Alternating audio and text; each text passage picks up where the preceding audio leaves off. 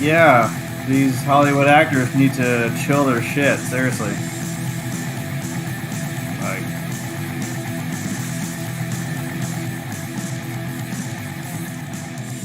yeah.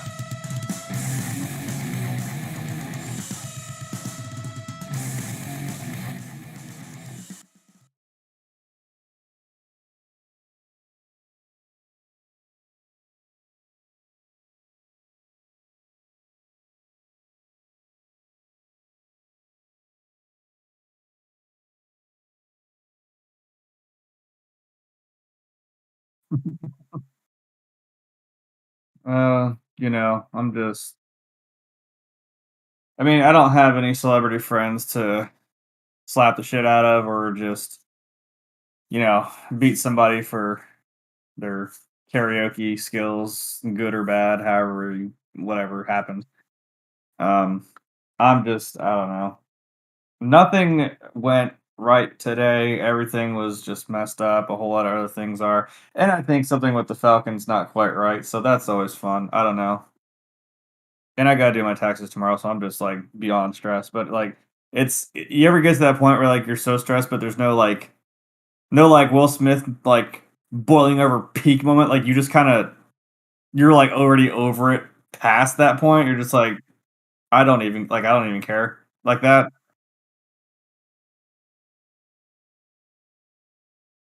Like, I just skipped over that part. Yeah, I just kinda went straight to, like, well, fucking whatever. So, just the Yeah. one day at a time is just what I always it's how I do shit. So, And again, my microphone was muted, so nobody was hearing me for the first couple of seconds. But hey, nice. that's how I roll here. That seems to be an everyday occurrence whenever I go live. But wow, what a crazy, insane, absolutely just crazy bullshit, insanity bit of the last couple of days in entertainment.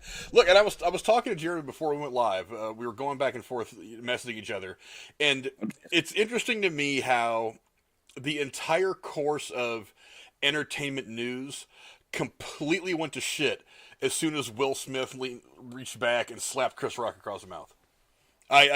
It's because I was sitting here thinking to myself, because usually what happens is after I finish a show on Thursday, I'll take kind of an hour or two, I'll walk away from my computer, I'll go play a video game, I'll read or do something just to kind of unwind, and then I'll go back and I'll start looking at a few stories to see what's going on.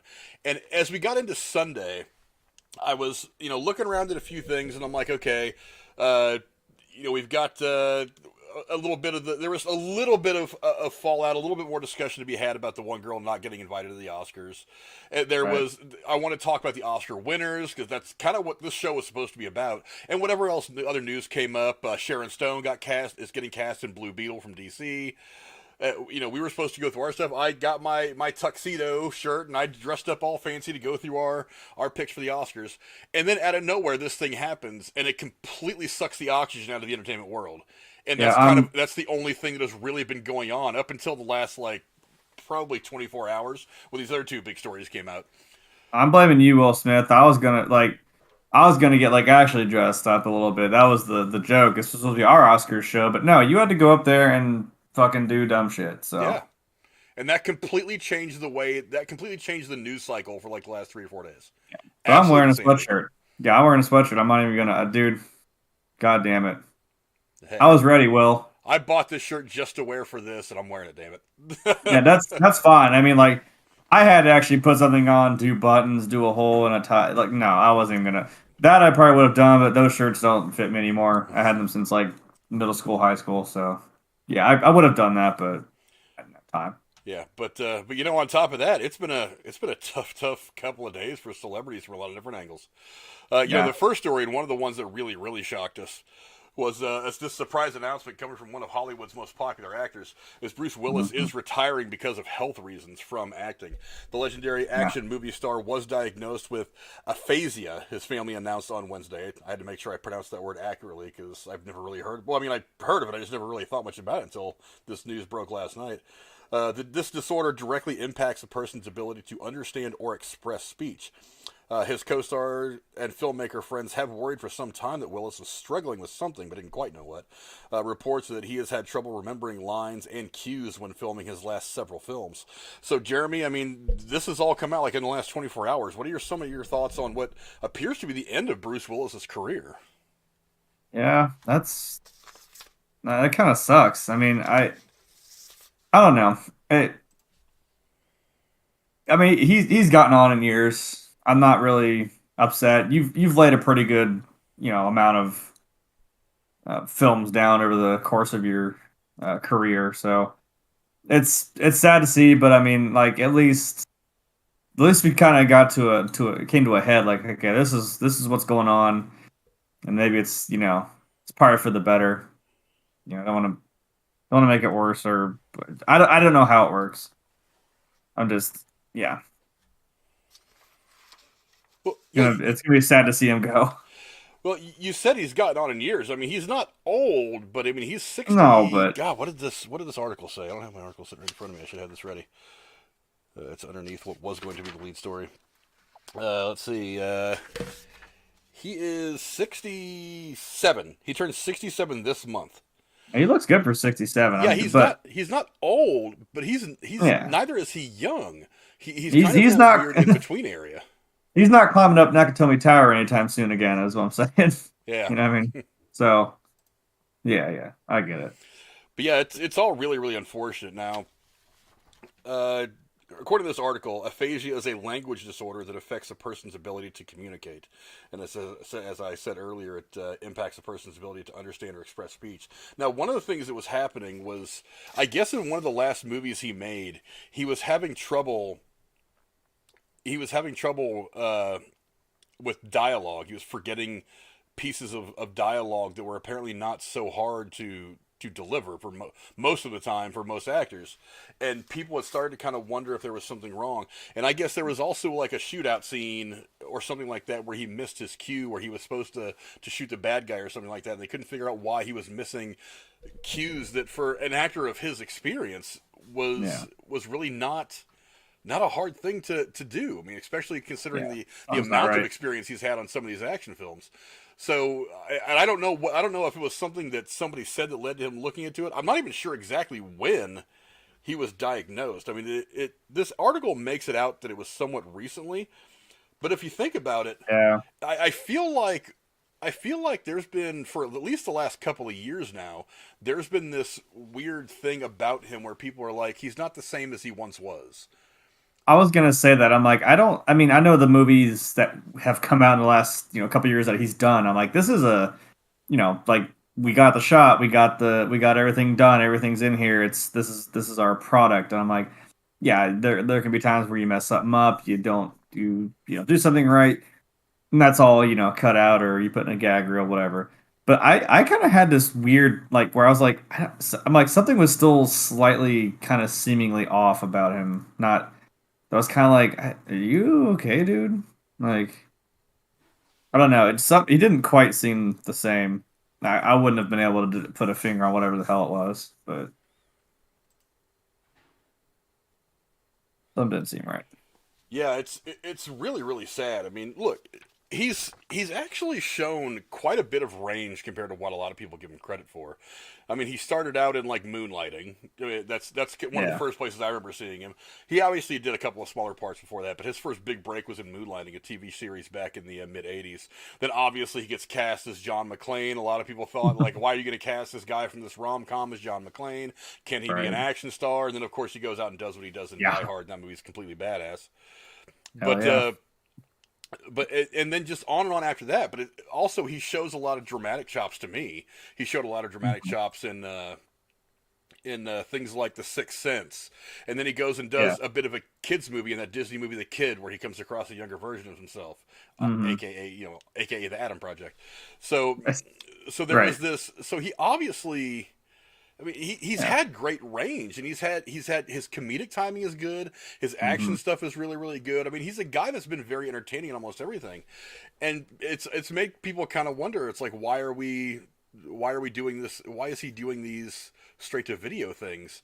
And a lot of people said recently that it's because he was doing some of these things to try to set up his family for what he thought might be coming, being this whatever, maybe he saw this health thing coming before anybody else did, or before he was officially diagnosed with it. I'm not entirely sure about that, but at the same time, it's kind of hard not to think that was kind of maybe his idea the whole time, is that I'm going to go ahead and do this and set my family up. I mean, he has 8 projects, I think I read, that are still coming in some fashion. So I'm assuming they're all a lot of the straight to video stuff. But he's got 8 projects in the can that haven't been released yet, which is weird. But I mean, yeah, it's really unfortunate that because I feel like this is the end of his career. I know that the way they worded it is that he's stepping away from acting while him and his family deal with this thing. But the more and more Yeah. I read about this thing, is this is not something that you can really treat. It's not something that you can get better with some therapeutics. This Hmm. just gets worse over time. And Yeah. unless his medical team comes up with some kind of miracle treatment, I feel like that it's a downhill slide from here. And if he's having so many problems that he already can't deliver lines, he's missing his cues, and it's becoming increasingly difficult for him to go through the motions of acting out a scene and being in a movie. If it's not going to get any better, I mean, how is he going to do? Even a cameo on something is going to be difficult for him to do moving forward, I would think. I mean, do you see Oh, him doing any movies after this? well, it's funny you say that. My mind immediately jumped to Val Kilmer, like in the that movie that him did with Kevin Smith, where he didn't say anything, obviously, because he's having trouble speaking. Yeah. But it's still kind of a funny little like, haha, he's a blunt man, Yeah. kind of in a weird way. Something fun like that. I don't know, but that's you could maybe work around it. But yeah, it seems like it's something that's just kind of really a deteriorating as it goes on, right? So maybe that's the ease of just like, okay, I'm just gonna take a step back, and then he might just kind of be like, yeah, we're kind of done. The Oh, that's funny. As your resident nurse, my mom said it's usually a side effect from a stroke, which that would kind of make I've sense. read that too. It can be a Huh. side effect of a stroke or a injury to the left side of your brain, Yeah. because I guess the speech centers and the speech and everything is controlled by the left That side of the would brain. that would make sense. Yeah. But from Huh. what I read in this article, it is also something that can just happen in some cases. I So believe that. Yeah. yeah, it's Jeez. again really unfortunate, because I mean, look, everybody's enjoyed Die Hard and all these. I mean, Oh, hell yeah. who can forget that now iconic line, "I see dead people"? He was a part of that. His part He in was dead the whole time. his part in the twist of that whole movie. So yeah, it's really really unfortunate that it looks like his career is coming to an end, unless of course they can figure out some way to mitigate the effect of this disease on his ability to do the basic things that actors need to be able to do. But anyway, I'm very disappointed in this. But you know what though, I've been thinking about it lately, and there's this one line from Avengers Endgame that has been rolling around my head a lot lately, and that's all the money in the world never bought a second of time. And it's in the last couple of weeks, really, because of all kinds of things going on in my personal life. But it's been ringing around in my head for a while now. And when I hear news like this, is when I start to think. I'm like, I really hope this works out for this guy, because I've enjoyed watching him for a long, long time. I mean, for most of my life, he's been out there doing even just cameo roles and things like The Expendables. It's been enjoyable to watch him do that kind of stuff. So, And I even being goofy in a couple episodes of Friends, playing the dad of the guy that Ross was trying to get with. yeah, Like, and it was funny because he actually did that on a bet with Matthew Perry, which is kind of hilarious because he thought their movie wouldn't do well, And Matthew Perry's like, nah, it'll be like number one at the box office. And he ended up being right. So he's like, all right, fine. I'll go on your show for a few episodes. And I think he actually donated all of his money he would have made to that to charity, which is cool. Like he's a cool guy. You know what I mean? And he had some like he does goofy shit on that show because, I mean, it's Bruce Willis. He acts like a tough guy, and then like they find out like, he just kind of got some deep issues. Looks at himself in the mirror, he's like flexing, trying to be all cool and shit. Being all goofy. Good But time. yeah, it's really unfortunate to hear that coming from a guy that a lot of us kind of grew up watching. So go down in the chat below, let us know what you guys think. Do you think he's going to be able to be in any movies from here on out? I would imagine that he's going to be able to do some small stuff. But Yeah. if there is a continued decline into this condition that there really is no cure for, then it's going to be very, very difficult for him to do anything significant in a film or a TV show ever again. It's unfortunate. But go down in the comments below, let us know what you guys think on Bruce Willis and his condition that has just come to light in the last 24 hours or so. Now, let me get my... I don't know if Casey's talking about me, but I am going to slap the shit out of him if he says one more thing about this Falcon. Hey, you know what? Oh no, he's talking about something else. There's our buddy J-Man from KC. They put together a skit earlier. And those of you who are in the community, I know MK Kratos is in the community, and some other people. I know Penny the Pooh's in here. JCS Foot Rub probably saw it.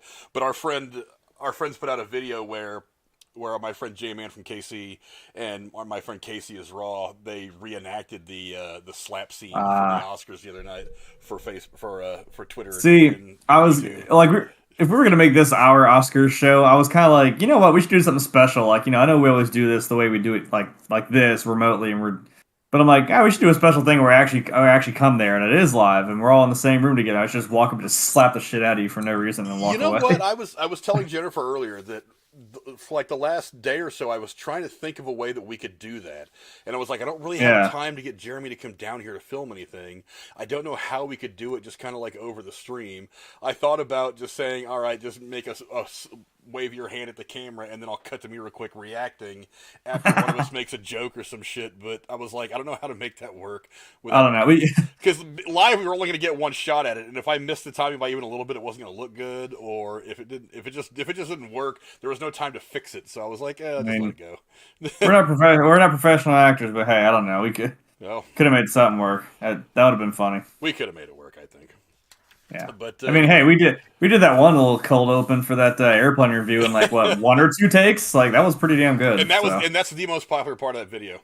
I know. I mean, that's why I was like, maybe we had a kernel of something there that was good. I'm like, I don't know if we can keep, something. We'll do more of that in the future. I think it'll be fun. We could film a little like funny intro for it. We could play that clip as an opening and then be like, boom, here we are. Yeah. I don't know. Maybe. Yeah. But anyway, moving on to our next topic, one that'll probably make Jeremy pretty happy. May the 27th be with you. Obi-Wan Kenobi, the upcoming Disney Plus series following Ewan McGregor's Jedi Master, has pushed its release date slightly. Now, instead of debuting on May 25th, which is the 45th anniversary of the Star Wars initial release, Obi-Wan will premiere on the 45th anniversary plus 2 days. But fear not, my young Padawans, for we will be getting the first 2 episodes on that day, with new episodes following weekly from then on. Jeremy, does this do anything to affect your expectations or excitement for the upcoming show? No, it's still coming. It's still happening. So I'm not really. I mean, that's cool. Hey, it's only pushed. I'm surprised you didn't say force pushed. It's only force slightly out of but I mean that's still that was the point of like it's the anniversary of when Star Wars initially came out. But they're like, well, here, you know what? Have the first 2 episodes, and I mean, you're gonna give me more Obi-Wan. I'm not mad. That's awesome. That makes it even better. I don't care. At least you didn't push it back a whole year. Fucking Lego Star Wars, but whatever.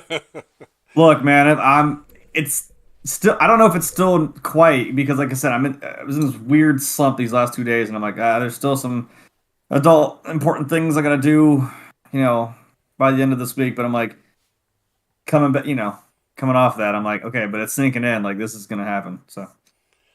I don't know. Sure. More Obi-Wan. I'm not gonna say no.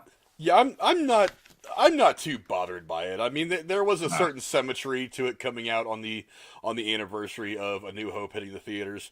But if you Mm. think about it, it's going to be a busy couple of days for Star Wars. So it kind of makes Yeah. sense that you drag it out just a little bit because you have the May 25th, which of course is the anniversary of Star Wars' initial release in the theaters back in Mhm. 1977, I believe.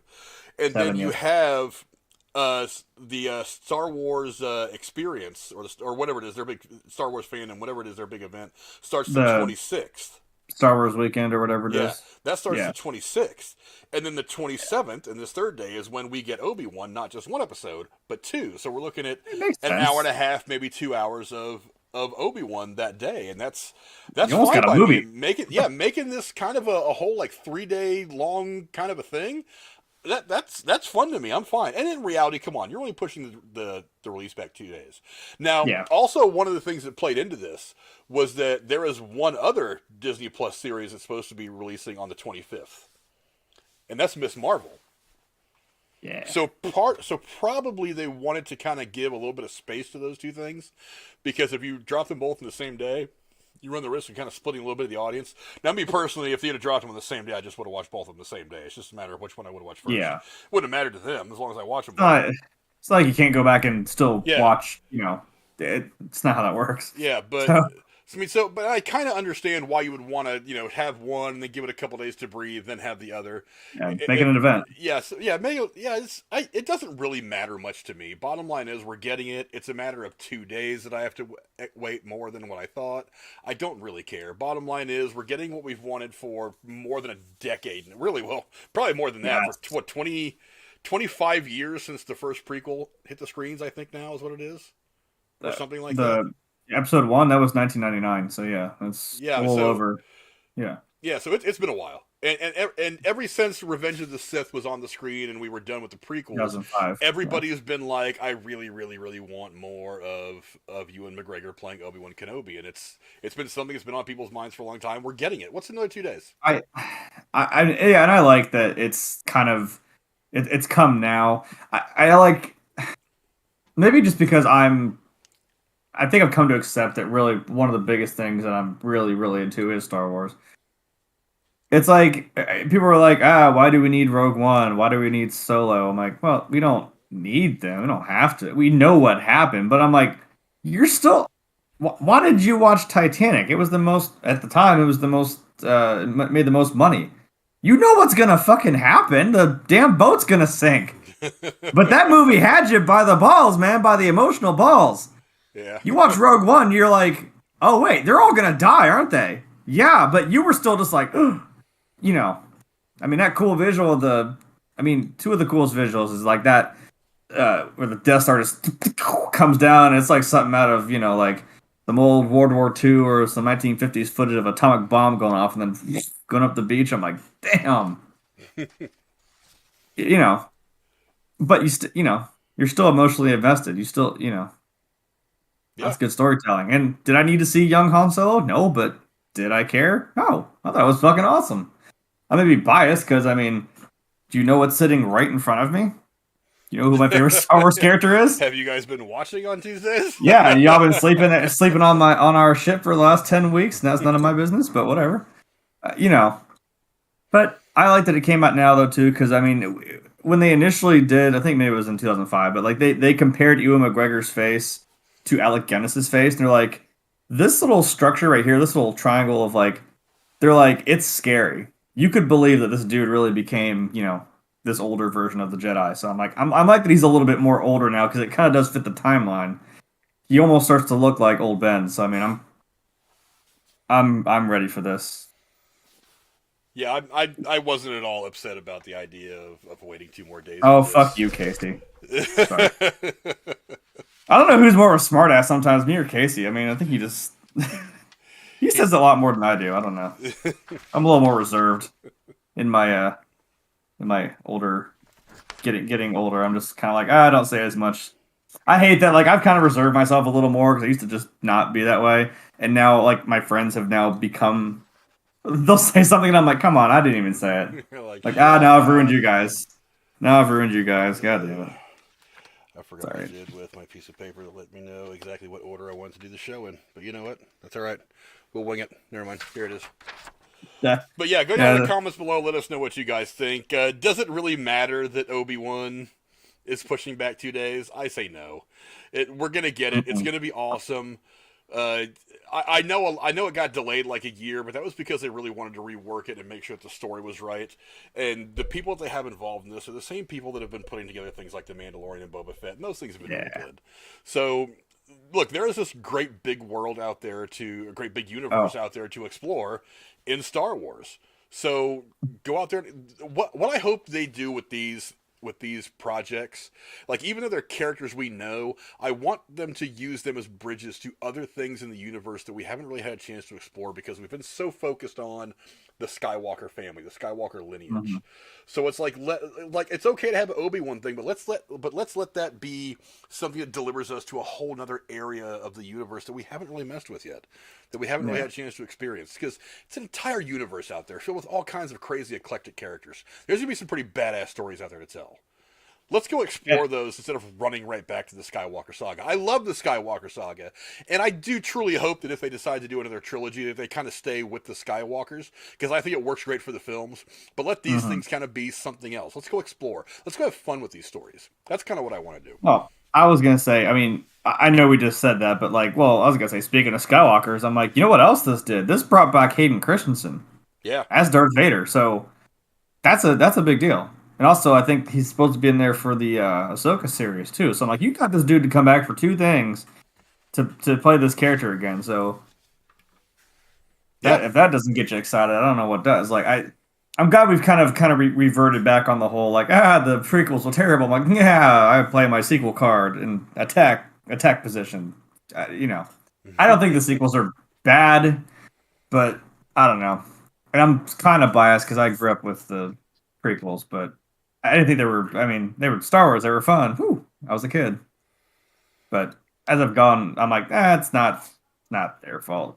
Getting more into film and stuff, I'm like, yeah, you realize this isn't the actor's fault, really. This is there's a lot of other things at play. They're doing the best of what they got. Yeah, Casey has apparently never read any book or looked at any history. He didn't know the Titanic sank. Well, don't tell him to watch United 93. You're going to be really shocked what happens with that movie. Yeah, that ending was crazy. Yeah, well, it really was. But also, I mean, you're going to be shocked and you're going to find out what happened with that. No doubt. But let us know what you guys think about Obi-Wan Kenobi. Its upcoming drop on Disney Plus. It's coming in, a month now, I think? Yeah, about a month. A little less than a month. A few days less than a month. We're almost into April, so yeah, about a month. Yeah, I'm ready for it. But before we move on to some of our bigger stories, I do want to remind you guys that we do have a Patreon. And if you decide to support the Patreon for just $5 a month, you can win $25 a month in free movie tickets. I give those away once a month, sometimes twice, depending on whether I get a wild hair at my ass. But really what we want to do here is we want to promote you guys to go back out, get out to the theater, and enjoy the theater experience. The pandemic was very, very difficult on the theater industry. Not really the production companies, but primarily the people that work in the box office, in the concession stand. All these people were just out of a job for 18 months or 2 years. So we really want to try to get you guys to go back out. The release calendar is full for the near future. We look like we're getting closer and closer every day to the absolute end of the pandemic. We need to get back out there and support the movie theaters, support the people that work in them, and just enjoy film, enjoy cinema. Get out there and see everything, whether it's Fast and the Furious or Star Wars or MCU, whatever. Get out there and enjoy movies again like they should be enjoyed on the big screen. So if you would, support us for $5 a month on Patreon, and you get your chance to win $25 in free movie tickets every month. And now moving on to our next story. And, there's not really any way to not talk about it right now. And I'm hoping this is the last time we'll have to, but I mean, it's there. Fallout from the slappening, which is now being called, which I think is hilarious, continues for Will Smith and the Academy. Details about the order of events after the incident are slowly coming to light, including the fact that Will Smith was apparently asked to leave the presentations after the slap occurred, but he refused. The governing body of the Academy is continuing its investigation into the matter, and many sources with knowledge of the internal discussions about Smith's actions say that a lifetime ban is not off the table. Jeremy, like we said, this has just been sucking all the air out of all the news in Hollywood for the last 3 or 4 days. What are some of your what are some of your thoughts on the contemplating the idea that Will Smith could conceivably get a lifetime ban from the Academy? Well, I mean, there's oh, that picture of Will. That's funny. He's like, go ahead, say it. What you gotta say? I'll tell you what I gotta say. I mean, I don't know even where I don't even know where to start with this. Like, well, was it staged? Was it not? Whose fault is this really? I don't think there's any question that it wasn't staged. I look. The only thing one of my friends is she was a stage manager on at our high school for a number. Well, she was in the drama club for a number of years and was a stage manager for like the last year or maybe 2 years. And I noticed something too. She's like, "Does anyone else see stage combat?" I'm like, "Something seems a little weird with the slap. I don't even know what the hell that slap was. I know your son was in the Karate Kid. You did Mr. Miyagi proud doing that fucking wax off bullshit right there. But I'm like, what the fuck was that? I don't know." She said like, "Oh, he stepped in." I'm like, I don't know. I don't see like a stomp or like a. And Chris Rock kind of just. I'm like, I don't know. It seems a little weird, but the thing that gets me is like seeing Will's like he looked genuinely angry when he was yelling at him. So I'm inclined to believe that all right, it was real. It may have been just kind of I don't know. Again, like you said, it's live. You have one shot at that. I guess if you're gonna slap dude, you might. I don't know. And again, we're not professional actors. I don't know how you go about that. If it would have been just the slap, I might have been like, it might be a little fake. But the power in which he delivered those lines. Yeah, that's what like seeing his face name out of your fucking mouth. That was not acting. That was rage and frustration in the moment. Yeah. I don't now, but the thing that gets me is I'm like, I don't know, it's live, remember, but I don't know how much of it there's a slight bit of time there. Like Chris makes the joke, and you can see that shot. You can see Jada and Will in the same shot. Will still laugh, like, you just laughing with everybody else. He's like, G.I. Jane, can't wait to see it. And then he starts laughing. Will's sitting back laughing too. And like, Jada's she's rolling her eyes into the back of her skull. And I'm like, that's what got me about it all. It's like, there's a very short amount of time. Yeah, in the moment, he laughs in the same frame. And then boom, he's up there. And what's funny, it's like you see one eye roll back in her head like she was about to have a fucking stroke. I thought she was having an aneurysm for a minute. Right. And it's like, and then it cuts back to Chris Rock, and then you don't He's like, you don't see the you don't see the look between Will and Jada at the time, but you have to imagine that he looked over at Jada, saw Jada's face, and was like, "Oh shit, I can't laugh at that." She's kind of pissed, right? And then that's when it all happens. Look, that's why I'm saying I don't think anyone. See, now here's the thing: I've kind of been now avoiding it because of Of course, it's now about this because it has to be. I'm like, well, if I say anything bad against Jada, well, guess what? I'm a sexist and I'm a racist because I'm making fun of a woman of color. I'm like, that has nothing to do with it. Stop. It has nothing to do with race. They've made it a big deal about like the microaggressions that black men face. I'm like, back up. What are we talking about? That had nothing. He made a really dumb joke. Also, they're both comedians. Now, I saw a dude who is a comedian. They asked him, like, so what do you think your opinion is about this? He's like, look, as a comedian, nothing's off the table. I'm like, you're talking, I mean, like, I was talking about, like, yeah, you grew up with people like Don Rickles or fucking even, like, George Carlin. I'm like, there's so much worse shit you could say. Now, you can make fun of somebody for doing something dumb. They make a dumb choice, and you can kind of just poke fun at it, whatever. You can choose what kind of comedian you want to be. Do you want to be more friendly? Do you just want to be just balls to the wall, saying whatever you want? Now, to me, this is something. I mean, to be fair to Jada, like it's a medical thing. That's not her choice. That's kind of in bad taste. I wouldn't make fun of someone's medical condition. And again, I know it's just a joke. I know Chris didn't fucking mean it. And that's the other thing is I don't know if people were like, oh, Chris didn't know, or no, he did know. I'm like, if she's been public about it, cool. But I'm like, they don't always talk to each other all the time. Well, there is a history between Chris Rock and Will and Jada. There was, It was either it was the Oscars several years ago where he had made 2016. Yeah, he had made a couple of jokes about the whole Oscar so white thing that Jada had started.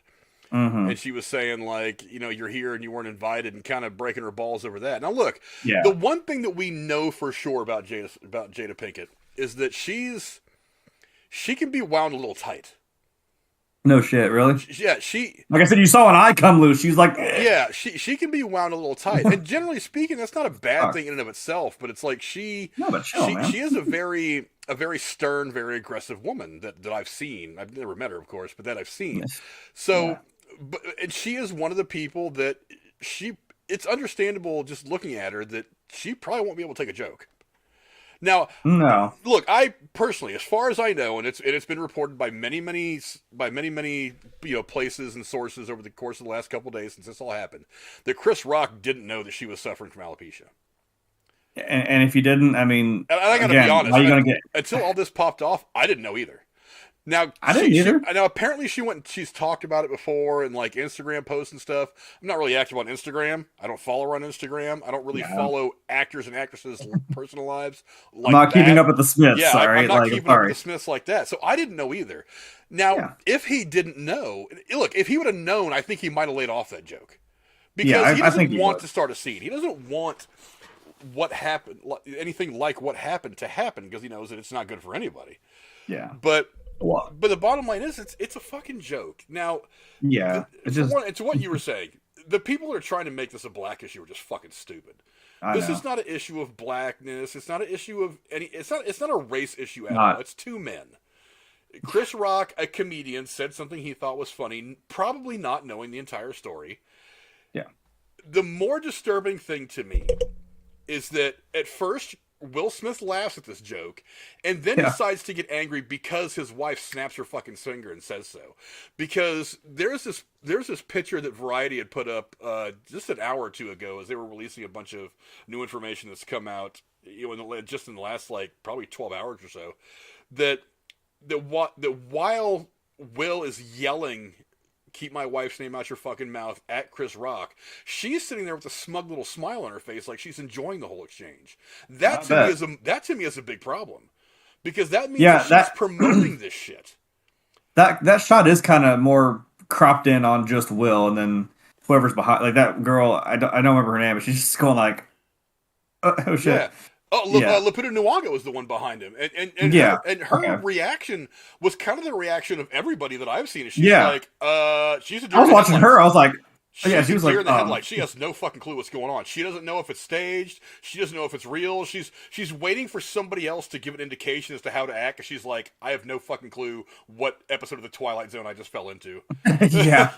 Ross Sterling's gonna walk out on stage. Yeah, Picture if you will. Yeah, and then at that point, especially after he yells it the second time, I think people are kind of starting to think, wait a minute, this isn't a work, this isn't a skit, this is kind of a real thing. Because the one I saw was that one from the Japanese television. Because I'm like, well, that's in English, and I mean, this isn't the American version where they cut out the audio, they cut a little quicker to like where Chris Rock was just kind of like, So that was a fun moment in television history. Anyway, I'm like, yeah.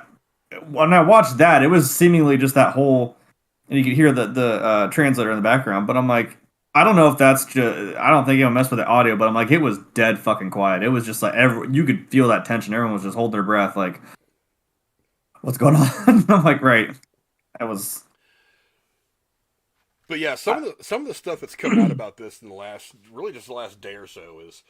Apparently, Will Smith was asked to leave in the moments after the incident took place, but refused. This is actually being... let's see, where is my other note on this? This is actually being contested by some people who were there, saying that Will Smith was never actually... That nobody went to Will Smith and said, we think you should leave. That somebody went to his representation and talked about it.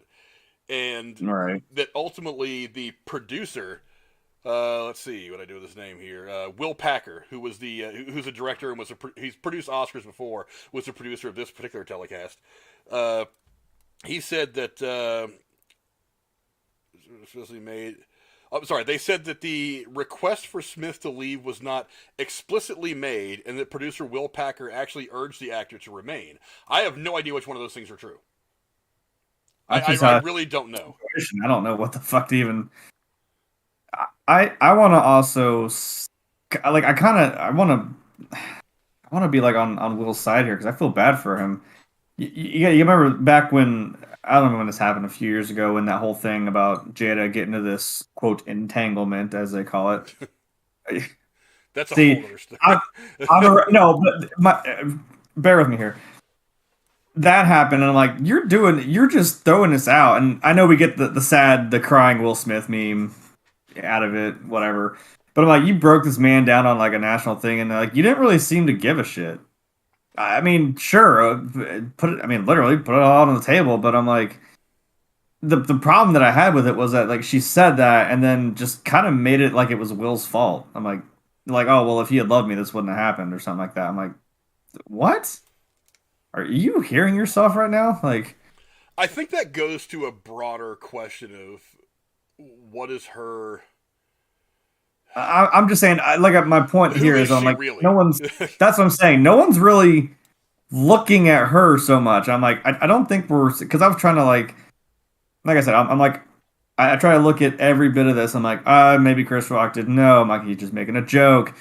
Can we talk about how dude? I mean, he just kind of stood there, took it, and just kind of kept it on rolled. I mean, applause to you, man. Now, did Will have to go up there and smack him? No. You probably could just as well yelled something to him. You could have gone up there and accepted your speech and then took another fucking jab at him in your speech, like, hey, fuck you, dude. I don't know, something. And then sat back down. But I'm like, no one's really talking about her. I'm like, I feel like there's something wrong here. Now, people are like, well, that's their marriage, it's their business. I'm like, it is their business.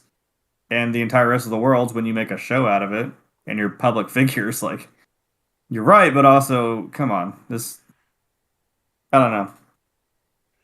I was like, you keep saying keep my wife's name out your fucking mouth. Like, you better keep some man. You can't even keep some man out of your wife's mouth. So don't be coming up. Look, I've been holding back every damn joke I thought about this week. I'm like, look, I had to say that one at least. He even said like in the immediacy of all this, it's like he said I could, and then kind of bit his tongue. He's like, because I think in the moment he wanted to just fucking unleash. And be like, really, motherfucker? You want to talk about let's talk about your wife fucking your 18-year-old son's best friend. Let's talk about all the shit that your wife goes and does. Now tell me to keep your wife's name out my fucking mouth. I'm a comedian. Making fun of sluts like her is what I do. Yeah, I kind of like I said, I'm more so that I know he says like love makes you do crazy shit. I'm like, yeah, but Will, I think this is more of a. Trust me, I've been in an abusive, emotional and mentally abusive relationship. I'm like, I already like I see it, and I'm like, man, you want to try to overcome these hurdles in your marriage. You want to power through it. You guys do whatever you want to do with your marriage. But I'm like, man, I'm just telling you, I see some shit that I'm like, I've been there, maybe not quite to that degree, but I'm just saying something's not fucking right. And then like it shouldn't push you to the point where you go up there and smack one of your fellow actors, comedians. All that. Yeah, there's a whole podcast to be had on their weird relationship, but I mean, just on this incident alone, he follows it up with the non-apology during his speech, where he apologizes to everybody there in the Academy, but doesn't apologize to Chris Rock, which I'm like, well, don't you think since he's the one that was on the receiving end of your fucking pimp hand that maybe you might want to mention his name and say, and like I said, my bad. And then that apology cool about it. And then that apology on Instagram. Look, from the jump, like there are three things that happen in the immediacy in that 12 hours afterwards. Number one is actually doing it, which was dumb. Number two was his acceptance speech, which was really stupid. He starts off saying, I apologize to the Academy and everybody here. Oh, but hold on, let me justify why what I did was right. Because I just won an award for playing a guy who fiercely defended his crazy family. Dad. And love will make you do funny things. Motherfucker, I've loved a lot of people, and I've never gone up there and just open-handedly slapped somebody out of nowhere for any of them. It's like, that makes no sense to me at all. No. And the whole cry. Look, there's an old saying that I love. I forget what actor said it, but he said, "Don't believe me, I'm an actor. I lie for a living." That's the other. Yeah, I was looking him up there, and I'm like, dude, you're playing a fucking role. You're trying to win another Oscar right now. I was like, Will, you already got your Oscar, dude. Yeah. Stop. Yeah, calm down. You're holding the statue already. Stop trying Yeah. to earn a statue for pretending to be what you're not, which is sad because you realize you did something dumb. I mean, That was absolutely ridiculous. I get it. We're all still humans, but like, I mean, you guys are actors. I'm like, I don't know. I feel like there needs to be something. I mean, I guess going back to the question originally, yeah, I feel like there needs to be something done.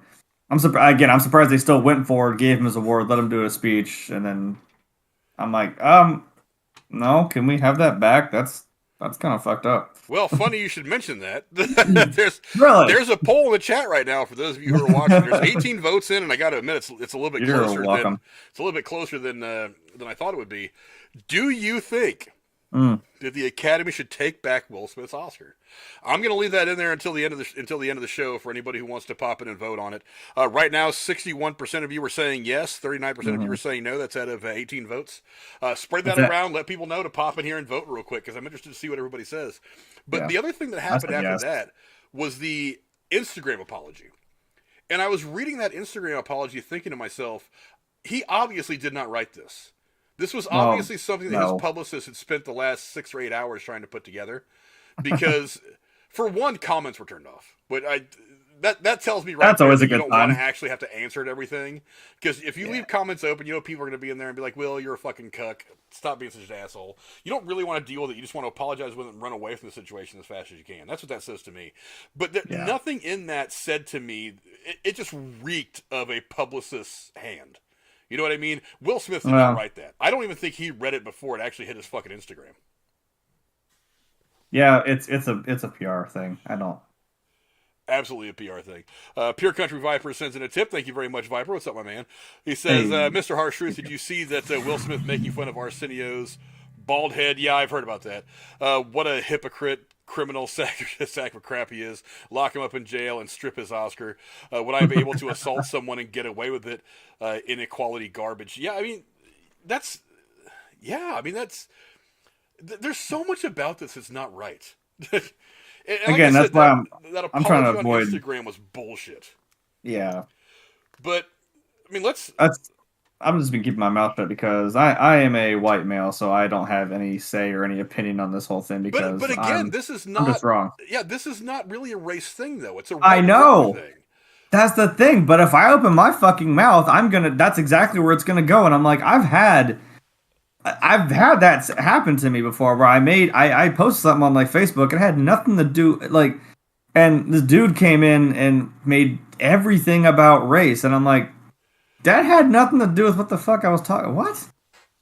And like I even had somebody of the same race as him come in and tell him, dude, shut your fucking face. You're fucking stupid. It had nothing to do with it. I'm like, thank you. Someone of your... he since blocked me. It was so fucking beautiful. He blocked me on everything, and I'm like, yeah, get the fuck out of here. Part of the problem on that is there's so many you want it to be a problem. Yeah, there's so many people that they can only see things through the one lens. They can't everything's see black and white. Yeah, people like Jamel Hill. It's like she spent an entire segment complaining about how people don't know what it's like to be in a relationship if you're two black people. It's like, I know what it's like to be in a relationship. And there's just as many dumb white guys that take shit too fucking personally when someone says something about their wife or girlfriend when they don't really mean anything by it. I was like, it's not a race thing. It's a man thing, and it's a human being relationship thing. That's what I'm saying. Maybe because I watch... And when you react like that, you're wrong. Nothing else really matters. The color, where you're at. I mean, we're on stage at the Oscars or at a fucking bar in Wisconsin or some shithole in fucking New Mexico. Who the hell knows? Wherever you're at, that was the wrong thing to do. Yeah, maybe I watch too many, like... space things, like I said, like Star Wars or Firefly, where I'm kind of like, y'all kind of or Independence Day, which Will Smith was in, or you kind of have to realize, oh, like we're all human here, we're all on this same little rock, like where I'm like, that's how I see it. I'm like, we're just fucking people, all right, we're all the same damn species on this little fucking rock going through space. Yeah, it has like I've just kept my mouth shut about it, and here I am talking about it. I'm just. Because people, they want to make it about like, oh my god, when a black guy does it, white people are like, oh, violence isn't the answer. Like, white people's answer is always violence. I'm like, right, because what did the Haitian slaves do? Oh, that's right, Yeah, they killed all the fucking slave masters. That was a bad idea. Oh yeah, what about that American Civil War? That was a bad fucking idea too, wasn't it? Oh God, sorry about that. Shut the fuck up. You have no idea what you're talking about. You obviously don't know history very well, if that's what you think. Yeah, now it kind of moves on to what kind of We're a problems violent species, okay? we are historically. But now it kind of moves on into what kind of ramifications this is going to mean to Will Smith. Now, I'm waiting. I've been waiting. well, it's not just the Academy either. Him and Jada own a production company. I forget the name of the production company, but they just got it was either a $60 million or a $600 million investment from some big company. And that company is, I don't know what they're going to do yet, but it has been said that they are looking into either pulling back either some or all of that investment. Like, well, there that because went. of the slap. Not only it looks like it could cost him a shit ton of money, and also, let's see, Will Packer had also said to in an interview that's supposed to be airing tomorrow on Good Morning America that LAPD was on scene and ready to arrest Smith if Chris Rock wanted to press charges. Now, yeah, but he didn't. Now, don't go thinking that they called the police and the police showed up. This was the Oscars. There was probably a ton of police on hand for security purposes, but there was a lot of on-duty police officers, so they were there to react to anything that could have happened. So they didn't get called after the slap by anybody. They were just there. And also, it's been talked about a lot the last couple of days that they could decide to charge Will Smith for battery on their own without Chris Rock saying that he wants to press charges.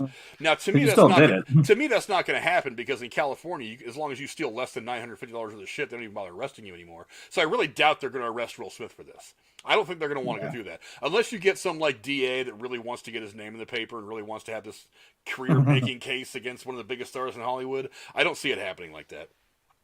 Yeah. But so there's a lot of things, and to top it all off, if he is facing any kind of a significant ban from the Oscars or from the Academy, it's not just that he won't be invited to the Oscars; he's ineligible to even be nominated.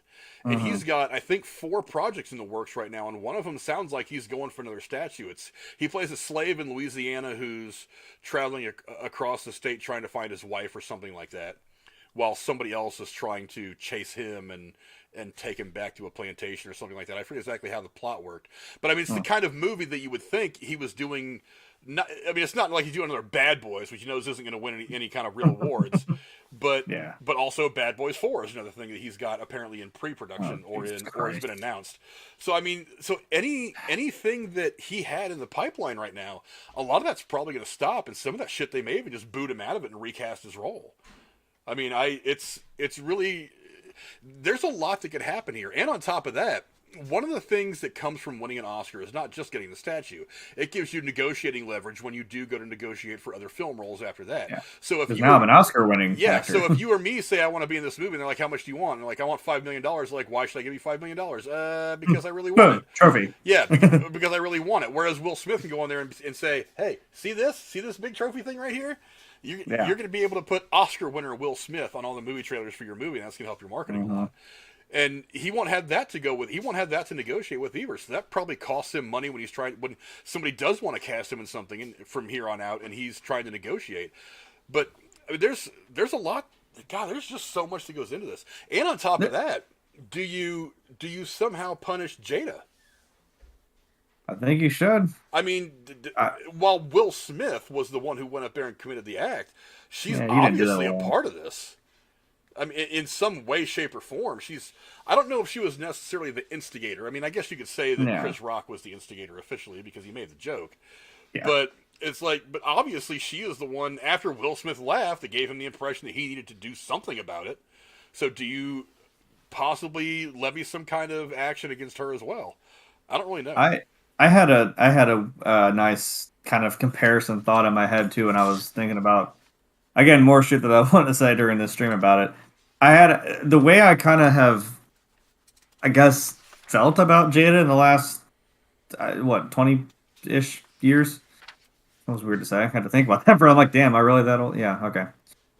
I thought of it like the Matrix, which is ironic because he was supposed to be the lead character. Or I know I'm making all these connections.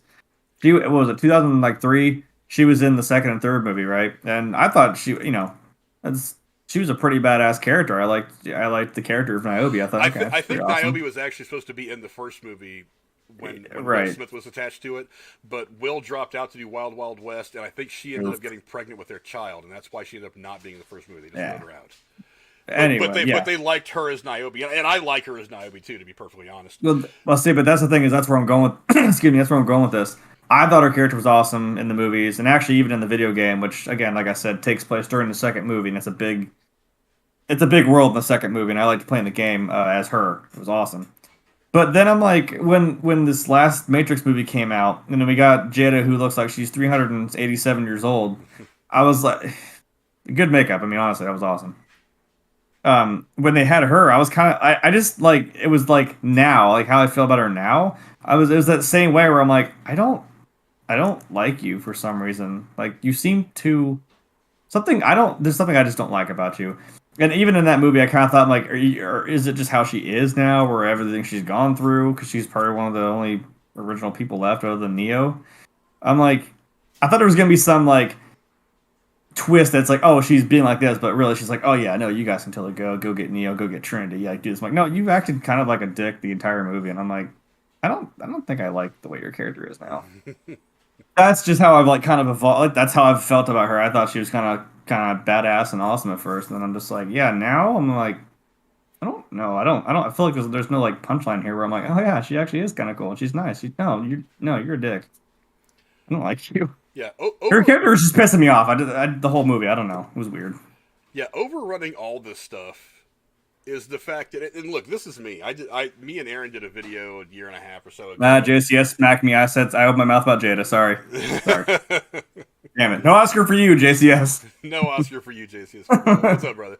But one of the things that's gotten lost in all this, and this coming from me, who has been a longtime hater of the Oscars because they just don't represent what they did back when I was a kid and would watch them, and what they were originally meant to be back at the first at the first Oscars back in 30 something, is that Yeah, something. by all accounts, this was the best Oscar show in a long time. Yeah. Like before the slap.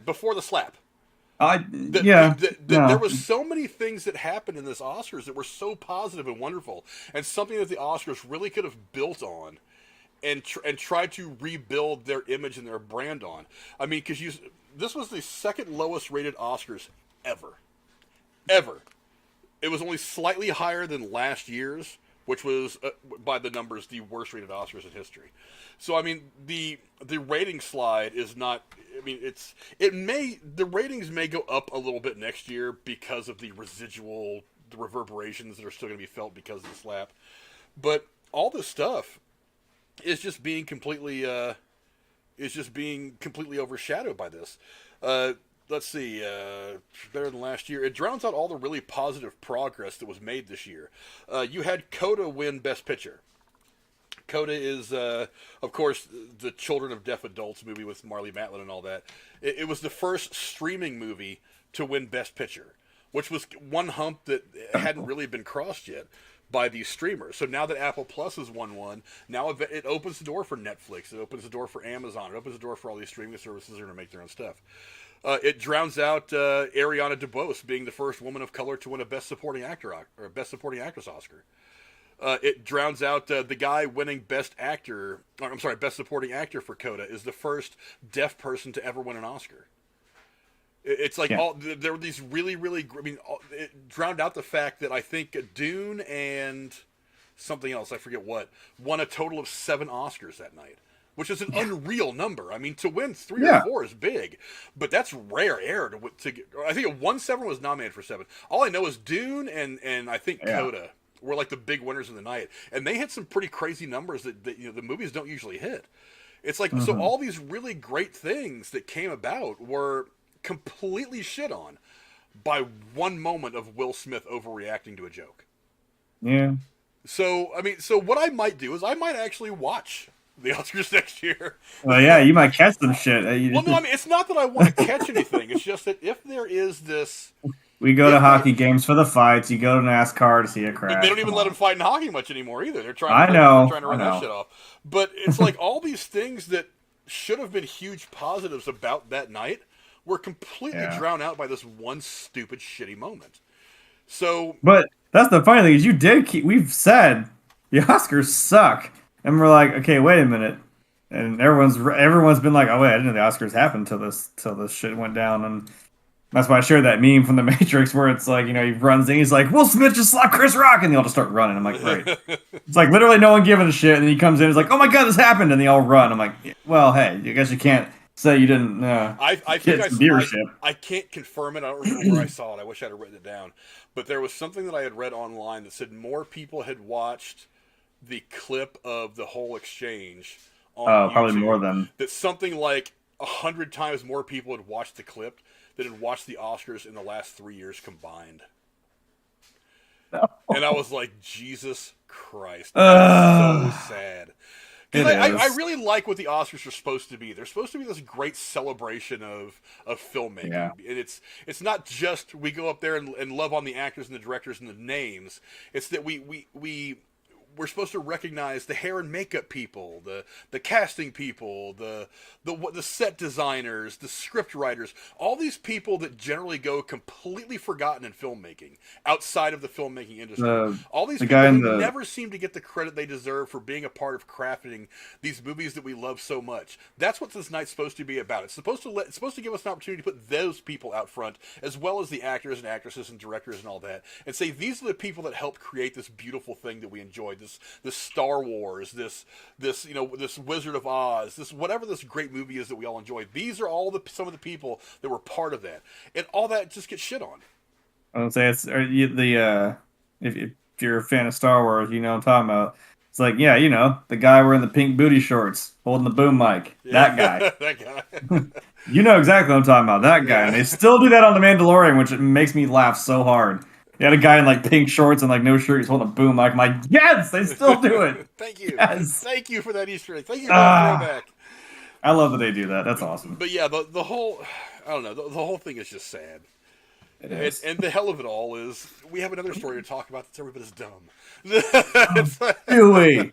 We do. This week has just been an absolute shit show. It's not been good to be a celebrity the last 72 hours or so. But I mean, I really don't know what else I can say about this Will Smith thing. I mean, I'll leave the poll open in the chat for a while. Right now we've got 20 votes in, and it's roughly the same. It's 65% of you say that Will Smith should have his Oscar taken. I'm going to give you my opinion real quick, and I'm going to go against the poll on this.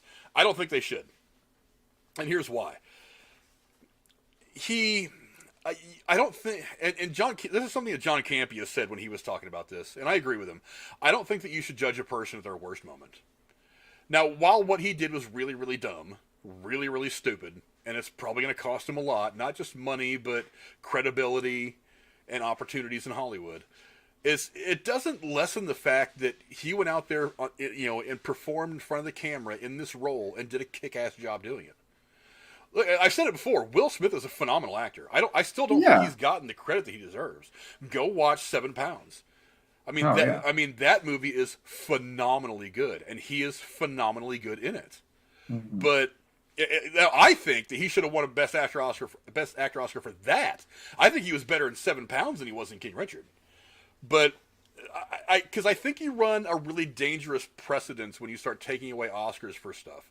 Because if you think about it, it's like Roman Polanski's got an Oscar, and that guy's has been on the run from the law for 30 years.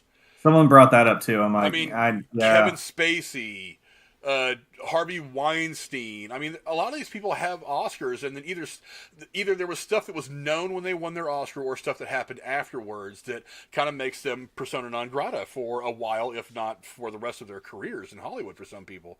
And I think it sets a dangerous precedent because then what you have to do is you have to go take their Oscars away too. And then what's going to end up happening is you're going to have people doing a deep dive into everybody who's ever won an Oscar, going all the way back to the very first one. And then you're going to start digging into their history like you're digging into somebody's Twitter feed, trying to find some stupid shit that they tweeted 13 years ago. Like I said, no one's perfect. We're human. I'm like, we need to have some sort of repercussion. I mean, we can't just let it go, make it be like, oh, this is okay.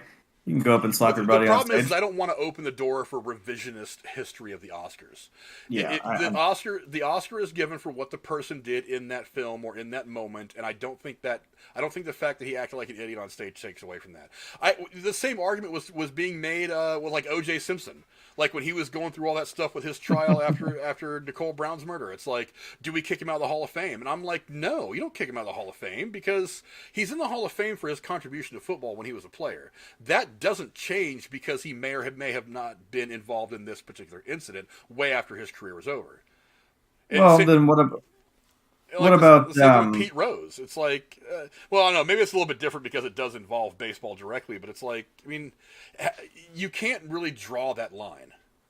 Well, I was gonna say, what about Lance Armstrong?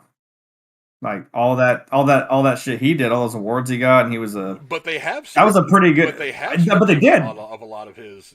That's what I mean. I'm like, well, you're saying like, well, should they not have just done that? Like he was a big inspiration to a lot of people. Oh, I love you too. Thank you. Talking to my stepdaughter said she's going to bed. No, but I mean, like you had a big, you were a big inspiration to a lot of people, and you went through the whole thing with having cancer. But then they're like, well, we found out you had performance enhancing drugs, and guess what? You don't get shit now. I'm like, well, that's kind of fair, but should they not have done that? I don't know. What about Tiger Woods? His whole fucking fiasco happened. I guess that's what you're trying to say is where is this line? I don't know. Yeah, I don't want to have to approach that line because inevitably the line's going to be crossed when it shouldn't, or it's not going to get crossed when it should be. There's no arbitrary way of deciding accurately whether someone should have an award or a status taken from them because of something that happened that didn't have anything to do with why they got it in the first place. And I was like, tactics right there. Just had this. What about Chris Benoit from wrestling? The same. You know what I mean? But like I mean, every situation is different. I know. But, I mean, just kind of looking at everything, like stepping back, that's what makes it things from a broader perspective. It's hard to figure out where to draw that line sometimes. Yeah, I'm like, this is such a convoluted, So I don't know where we draw that at. Yeah, so I say, don't take it from him. I mean, he won the award. Now remember, the voting for the Oscars ended months ago. Yeah, so the people that voted for Will Smith voted for him months before this thing happened. Yeah.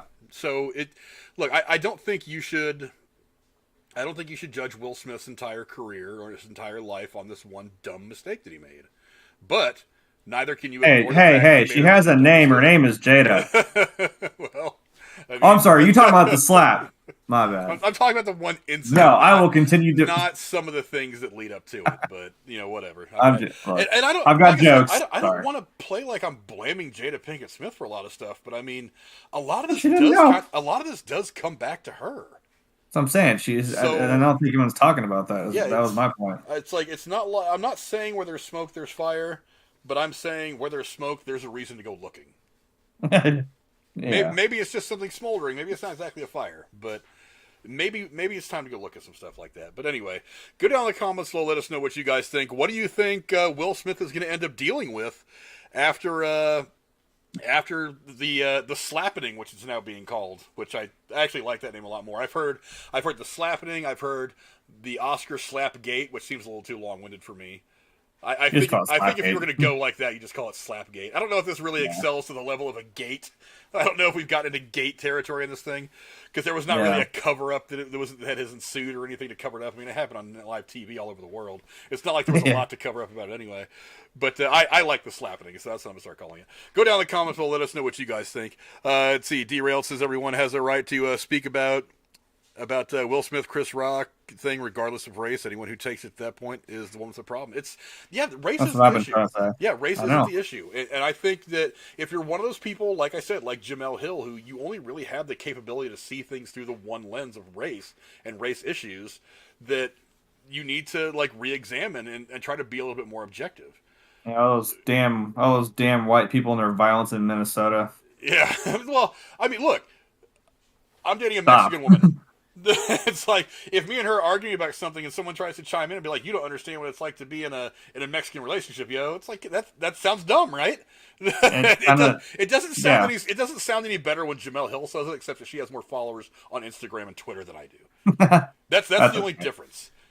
But Point is, it's still a relationship, and that's it's still a relationship. But I mean, you guys go down in the comments below. Let us know what you guys think. I'm going to leave the poll up in the chat for the duration of the show. Make sure you guys go in there and vote. Should the Academy take back Will Smith's Oscar? Right now, 67% of you are saying yes. 33% of you are saying no. I'm in the no category. I don't. While I think it was a dumb thing for him to do, I think he won the award fair and square. He put out a great performance in King Richard. Even though I think the movie was kind of a sappy puff piece about Richard Williams, but it was still a very good, inspiring movie. He did a great job in it, and I think it's fair that he won the award. So let us know what you guys think in the comments below about that, and we'll move on to another person who can't seem to keep himself out of trouble. Because not to be outdone by Will Smith, Ezra Miller has found himself in some trouble of his own in Hawaii on Sunday night. The Fantastic Beast and Flash star was arrested for accosting a woman while she was singing karaoke and then confronting a man that came to her aid. But it doesn't stop there. A couple staying at the same hostel as Miller have filed a restraining order against the actor after Miller allegedly burst into their room in the middle of the night, making threats and stealing their wallets and passports. Jeremy, when you become rich and famous, do you think it just kind of tweaks your brain a little bit? I've heard money and fame does crazy shit to people, but I mean, I don't know where along that line you kind of lose your fucking common sense. Like, what? Like, dude, you know you're really not the Flash, right? You ain't just gonna take the fuck off and then that's into the next universe and be like, all right, well, cool, let's try that again. I don't know. Yeah, I don't understand. I'd hate to be like, look, if I got rich and famous, I'm like, yeah, but I feel like I don't think I'd be a dickhead to everybody, or not to everybody. It's something stupid like that. I'm not gonna go up and still almost. I'm like, I'm not gonna go up there and slap Chris Rock, but I'm not gonna fuck somebody up for trying to sing karaoke or whatever the hell he.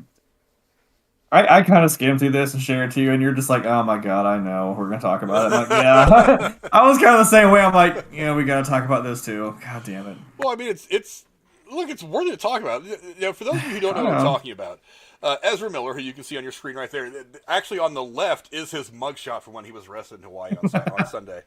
Amazing. He was at a bar in, I think he said he was in Hilo, Hawaii, or Hilo, Hawaii. I don't know how it's pronounced. Hilo. Hilo? I think it's Hilo. I think it's pronounced Hilo.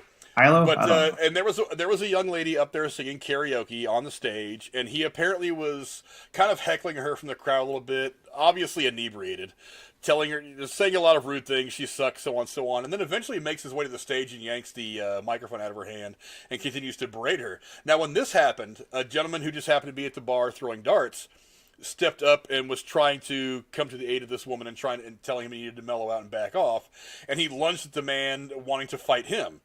So the cops were called and he was arrested. And apparently later that night, he was bailed out by two people that he had met at the hostel where they were both staying. They bailed him out of jail, and what does he do to return the favor? He apparently breaks into their room in the middle of the night, steals their wallets and their passports, as well as threatening the man, saying, quote, "I will kill you and your slut wife." So I'm like, they just bailed you out of jail. And now, you could easily chalk this up as to say, well, he was probably still drunk, blah, blah, blah. Yeah, but again, that doesn't make it okay. Yeah. And this, like they just said, I'm like, I think he thinks he's actually the Flash. I'm like, dude, you're not gonna run away. Yeah, there's a couple things about this that make it even worse than it actually sounds. One of them is that the police chief, the local police chief, has said to a reporter that police had been called on Miller 10 times since March 7th, primarily for minor incidents. Jesus, dude. So you not only have that, so you start with this, with the whole thing with the girl on stage, and then the guy that comes to try to come to her aid, and then this clear assault and thievery that happens in the middle of the night. He's in the last, 2-3 weeks, he's had the cops called on him, God knows how much, and then go back to that thing a year or so ago where he had getting caught on video taking that one girl to the ground in Norway or some shit outside of a nightclub where he was again inebriated, was asked to leave, and somehow ended up crossing this chick that claimed to be a fan of his, and he choke slams her onto the ground out front of this bar in Norway. You quit drinking, dude. Yeah, so what the hell is wrong with this guy? The amazing part is there is a pattern of very dangerous, borderline psychotic behavior that is happening with him right now. Yeah, something's not firing in the little brain pan there. And what boggles my fucking mind about all this is that Warner Brothers has said exactly nothing about any of the shit he's done. That was my next question. Absolutely nothing. They have not said they were going to punish him. They've not said they were going to fire him from any films. They've not said that they're canceling any contracts. They've not done anything. They've just said, oh, well, whatever. Movie comes out next week. Go see the abuser Ezra Miller in The Flash that comes out next week. So and there's been enough time. You could have made a statement. You could have said something. I know I imagine the movie's done, right? Flashpoint. I think so it's mostly done, but it just got pushed back to 2023. Oh, yeah, so this movie's going to be in the can for like 9 or 10 months, if not a full year. Yeah, but then I don't understand that. I don't know. And honestly, there are some people talking about that maybe Warner Brothers would be inclined to completely scrap that film, recast The Flash, and shoot the entire. Well, maybe not the entire film, at least reshoot his scenes with another actor. You could use the guy from the show. Yeah, and just remove him from The Flash altogether. It makes it kind of fun because I'm like, again, that's the joke that he's the one who can kind of do the universal travel and multiverse shit. So I'm like, you could just make it the guy from the show and make it that much more fun. Well, I said from the very beginning, I thought it was a mistake to not use Grant Gustin, who plays the Flash on the CW shows, to not use him and to not use Stephen Amell as Green Arrow. I think those shows were so popular at the time that you could have done really, really well for yourself to bring them into your cinematic universe. Because the Flash and Green Arrow didn't have to be like significant to the Justice League, but it would have been cool to have all them around. You know what I mean? Yeah, but like I said, now we have the ones that can do that kind of shit. Like, I mean, now we're gonna get Dr. Fate though, so that's fun. Yeah, but I don't know. Are we gonna lose? Are we gonna lose someone else? Are we gonna lose it? Are we gonna lose another actor from Fantastic Beasts now? Yeah, and that's the other thing that's interesting about this. Fantastic Beasts, they can't do anything about that movie's going to come out anyway. But they have pretty much taken him out of all the marketing for that film. I think the last trailer that I saw for Fantastic Beasts, there was one little clip of Ezra Miller's character for about a half a second, and that's it. That's all that he's in the trailer. Yeah, I noticed that. I was like, is that long, scruffy, Wookiee-haired looking motherfucker? Is that him? And I don't even think the scene was, and that clip wasn't even a focus on him. It was kind of it was a perspective from kind of far back showing several characters. He just happened to be in it. Yeah. But other than that, he's not in any of the marketing anymore. But I just don't understand. And then to top it off, this couple has apparently filed a restraining order against Ezra Miller, of course. What? Now, this restraining order... Now, there's a difference between a restraining order and a protection order. I don't know exactly legally what the differences are. But the one that they filed also says that he cannot own or possess a firearm or ammunition. They said in the order that they believe that his fame and financial abilities would make it easy for him to get a gun and to get a weapon and do further violent things. Which makes sense. If this is how he's acting, just without, I mean, like you said, there's something's not going right upstairs. So that's kind of a dangerous situation we got going on here with this guy. So maybe kind of pump the brakes on him a little bit. Yeah, something's completely wrong with Ezra Miller right now. You get yourself checked out, man. Like, Jesus, calm down. Yeah, I'm not entirely sure what it is, but that guy needs some help. But yeah, what do you do with this guy? I mean, would you go through the time and treasure of just scrapping him from the Flash? Like I said, Fantastic Beasts movie that's coming out is done. It's already out. It's coming out soon. They can't really do anything about that. But they've pushed that movie. But they pushed the Flash movie back to next year. Do you think that they would be justified in spending the money to go ahead and just erase him from that movie and bring somebody else on?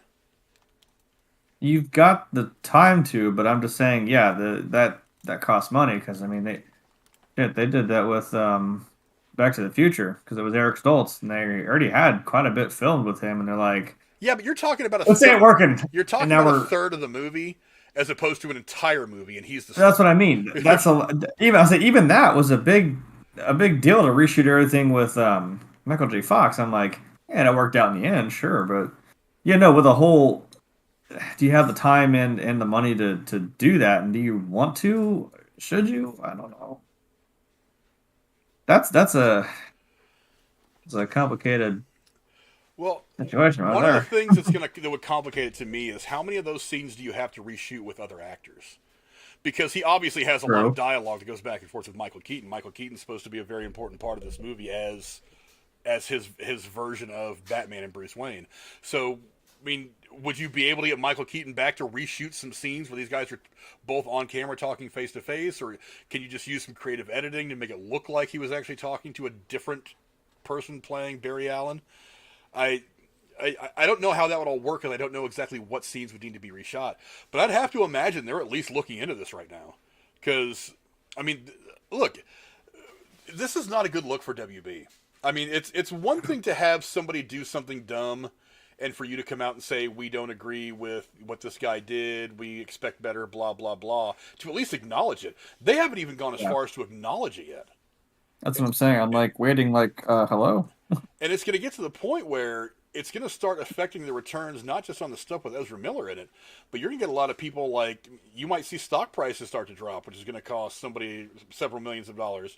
You might see a lot of different things happen. A lot of artists not wanting to work with Warner Brothers because they feel like they're promoting this, this violent actions by one of their biggest name actors. So you might get some people that just don't want to work with them because they don't agree with some of the ethics about how they handle things. I don't know. There's a whole lot to this, and obviously the story is not over yet. There's obviously going to be. He's going to have to find some. He's going to have to pay some fee. I'm sure he's going to pay some fine, maybe even do some jail time for this thing in Hawaii. But I mean, it's all these other things he's got going on. At what point do some of the people around him look at him and say, "Hey, bro, maybe you need to talk to somebody," even if it's just like Alcoholics Anonymous for a little while, because these things always tend to happen when he's been drinking. Maybe he needs to go to an Alcoholics Anonymous. Maybe he's undiagnosed bipolar. I mean, I'm spitballing here. I don't know him personally, so I don't know. But maybe there's some other mental problem that he has, and he needs to seek regular counseling to help control his outbursts. That's what I was saying in the chat. I was like, something's going unchecked. I'm like, you might want to look into something because something's not right here. Yeah, he definitely needs some help. He at least needs somebody from, specifically WB, to come to him and say, "Look, bro, we're invested in you, and when you let yourself go to shit, our investment goes to shit. So if you continue to act like this, we're going to start not investing in you. We're going to start not making your Flash movies. We're going to start not putting you in other DC stuff. We're going to start not putting you in Fantastic Beasts. We're going to not do this other project that we were talking about doing with you because we're afraid that you're going to fuck that up too." Because when you're investing $150, $200 million into a movie, and then this asshole, the star of this movie, does some stupid shit like this, I mean, that's gonna affect the box office for your movie, and it's a real fine line between being a box office bust and a box office success. I mean, you're talking about. I mean, these superhero movies, they need to make at least $400 or $500 million at the box office to break even. To say nothing about being wildly profitable. So yeah, breaking even's still not even a good thing. Yeah, breaking even in itself still isn't a great thing. I mean, so you want to profit enough to at least say that it's worth continuing making movies at that level, because if you don't, I mean, you can see a movie making company go out of business really fucking quick these days off one movie not doing well. So I don't know. Ezra Miller needs to get his shit together, man. I mean, I don't know what else to say, because on top of that, it's like there's crews that are working on some of these movies that, I mean, if you end up canceling a movie that he's in because he's acting like an asshole, all of a sudden there's hundreds of crew members, lighting guys, set decoration people. They suddenly don't have a movie to work on. They're suddenly not getting paid. All because you wanted to go to a bar in Hawaii and slap around some girl on stage because apparently, and this is something I've read, she was singing the Lady Gaga song "Shallows" from A Star Is Born.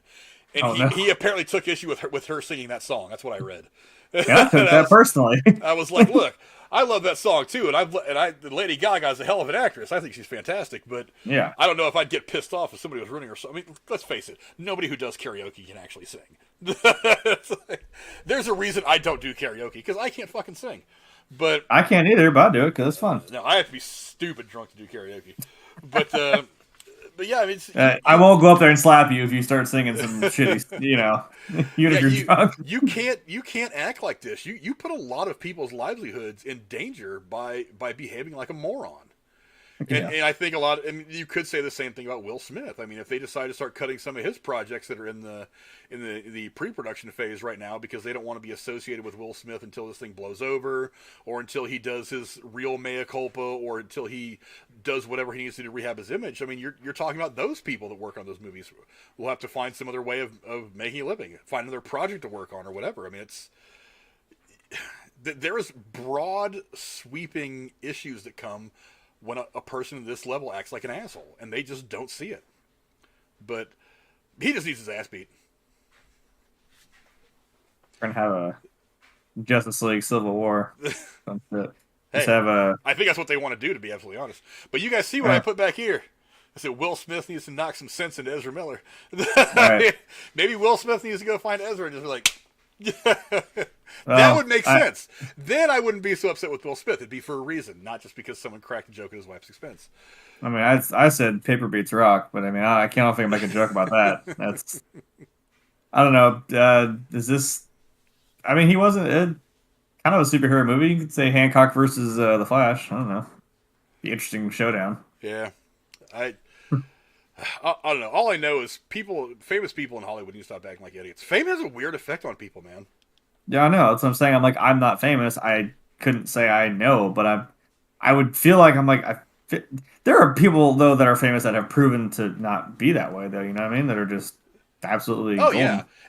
yeah, and I don't want So to make it out like I don't want to make it out like every famous person has lost their fucking mind. I mean, there's plenty of famous people out there that have kept their shit together and have lived very good lives while being famous. I wouldn't want any part of it. It's like I would love to be rich, just not famous. The problem is one tends to come with the other. That'd be the issue. You don't often see one without the other. So that draws attention to you if you got a couple $1 million sitting in your pocket. Yeah, as soon as someone comes across that 20, 30, 40 million dollars, whatever, they get their names in the papers, and all of a sudden you're known, you're famous at some level or another, for better or worse. But yeah, go down in the comments and let us know what you guys think. Ezra Miller stealing people's shit, threatening to kill him, acting like a fool, getting the cops called on him 7 times over the course of a couple of weeks, or 10 times over the course of 3 weeks or so. Let us know what you guys think of all his legal problems down in the comments below. Now, I'm going to turn it over for Jeremy here for just a moment, because Jeremy's got another unboxing. Also, don't forget to go down into Discord, into our Discord server, the link is down below, and let us know what you want Jeremy to spend all of his hard-earned money on so that he can open it up here for all of you guys to see. Jeremy, take it away for a minute. Yeah, because I was just... So I wasn't just talking about that a second ago, how, I bought something at like 10 in the morning, and then at like 6:30, Amazon's like, hey, you need to review your payment methods. It's not working. I'm like, that's funny, because I bought that shit, then bought lunch, which worked. And all of a sudden you're like, oh, now it didn't work. Get shit together, Bezos! Sorry. I'm cool. I don't think he's even the CEO anymore. He's not supposed to be, or some shit. Anywho. So a lot of these always just seem to basically be pop figures, but hey, that's okay. Might have first one, I believe, what's this Falcon? So I mean, there may be some other stuff of that, that nature soon. And that's what sucks, because one of those things I bought this morning was a pop figure, so next week I might have another one. Hopefully. Get the shit together. I saw this, and I mean, I hate to say that they make you have a limit on pop figures in the store, which sucks for someone like me. So I bought he's actually up there. You ever there? I can't see him. He's over there. Jordan Peele's up there with Zombie Wolverine. So I'm running out of fucking space. But I bought this too, because I mean, this was something from my childhood. Also, one of my favorites. Give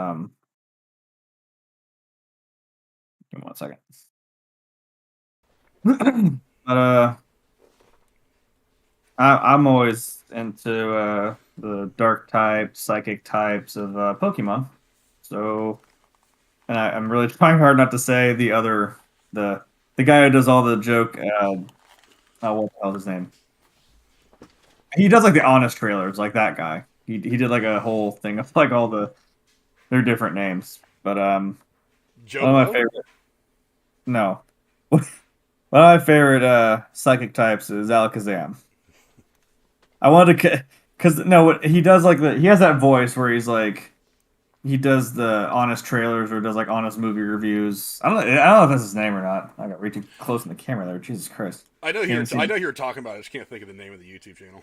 Yeah. Well, like this evolution, the name of this, he was when he did Abra, then Kadabra, and Alakazam, which is a hilarious naming of that evolution. But he's like, there is no spoon. There is one spoon. There are two spoons. Like that.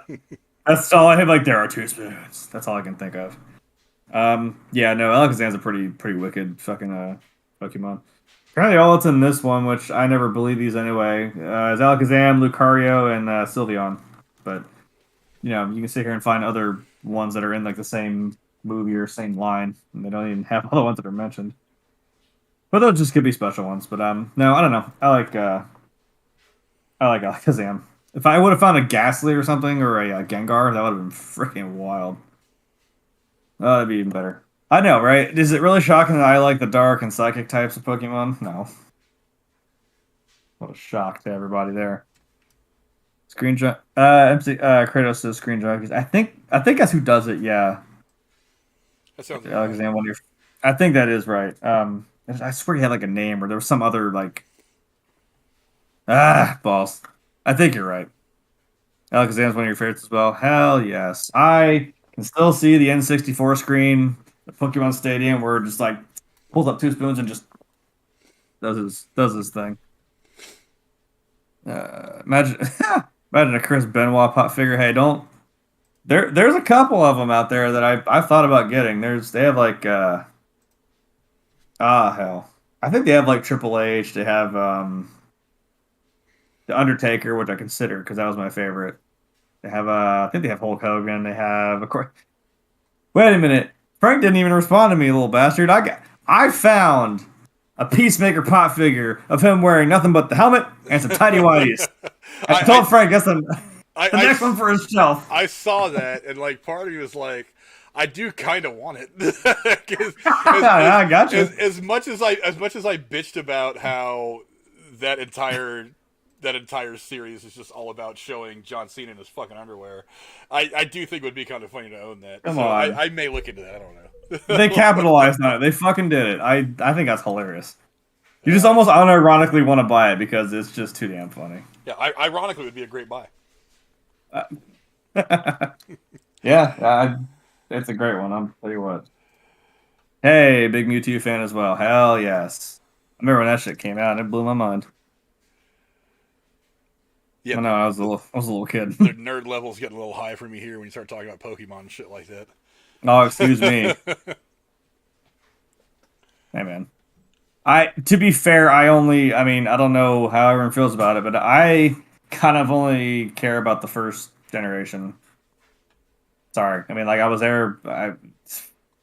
They had that, and I'm kind of like, yeah, I'm into this. I can do this. And then I would say second generation is still good. And then now we're on, like, generation 18, 20, whatever the fuck anymore. I'm like, okay, we need to stop. Jeez, that's only so much you can do. Now the Pokemon isn't still fun and the games aren't still fun. I'm just saying, holy Christ. So I'm just saying the OGs, man, just the first 151. That's where it's at. Well, where are you going to put this thing though? Because you've got a small space crisis because you've got plenty of pop figures up there already. You have to figure out some place to put the Falcon. So the Falcon's going behind me. I've got it open. There's in front of all of it. That's open right there. Can you right where my hand is? Yeah. So I can set it up here. I've got top shelf. Top shelf. You know what the problem is? The other, I guess I'll kind of ruin it to give a little bit of a what's the word? Anticipation. One of the one I just mentioned that I bought is actually Batman related, which sucks because I'm like, that little shelf right there is just Batman, and I'm like, well, damn it, I've already run out of room. Although I could take the Jokers out because technically, I'm like, but you know, the Jokers and just the Batman's up there kind of work. Or I could move Zombieland. I have no idea. Figure it out. That's one of the reasons why I'm really specific about the pop figures that I buy. I don't want to be one of those guys Same. that has like a warehouse full of them. Well, same. I just pick the ones that I like, or the characters of something I like, or something specific. You know, like the only one I do have the full thing of, like I said, is the one right there, the Zombieland one. That's the only one I have the full set of.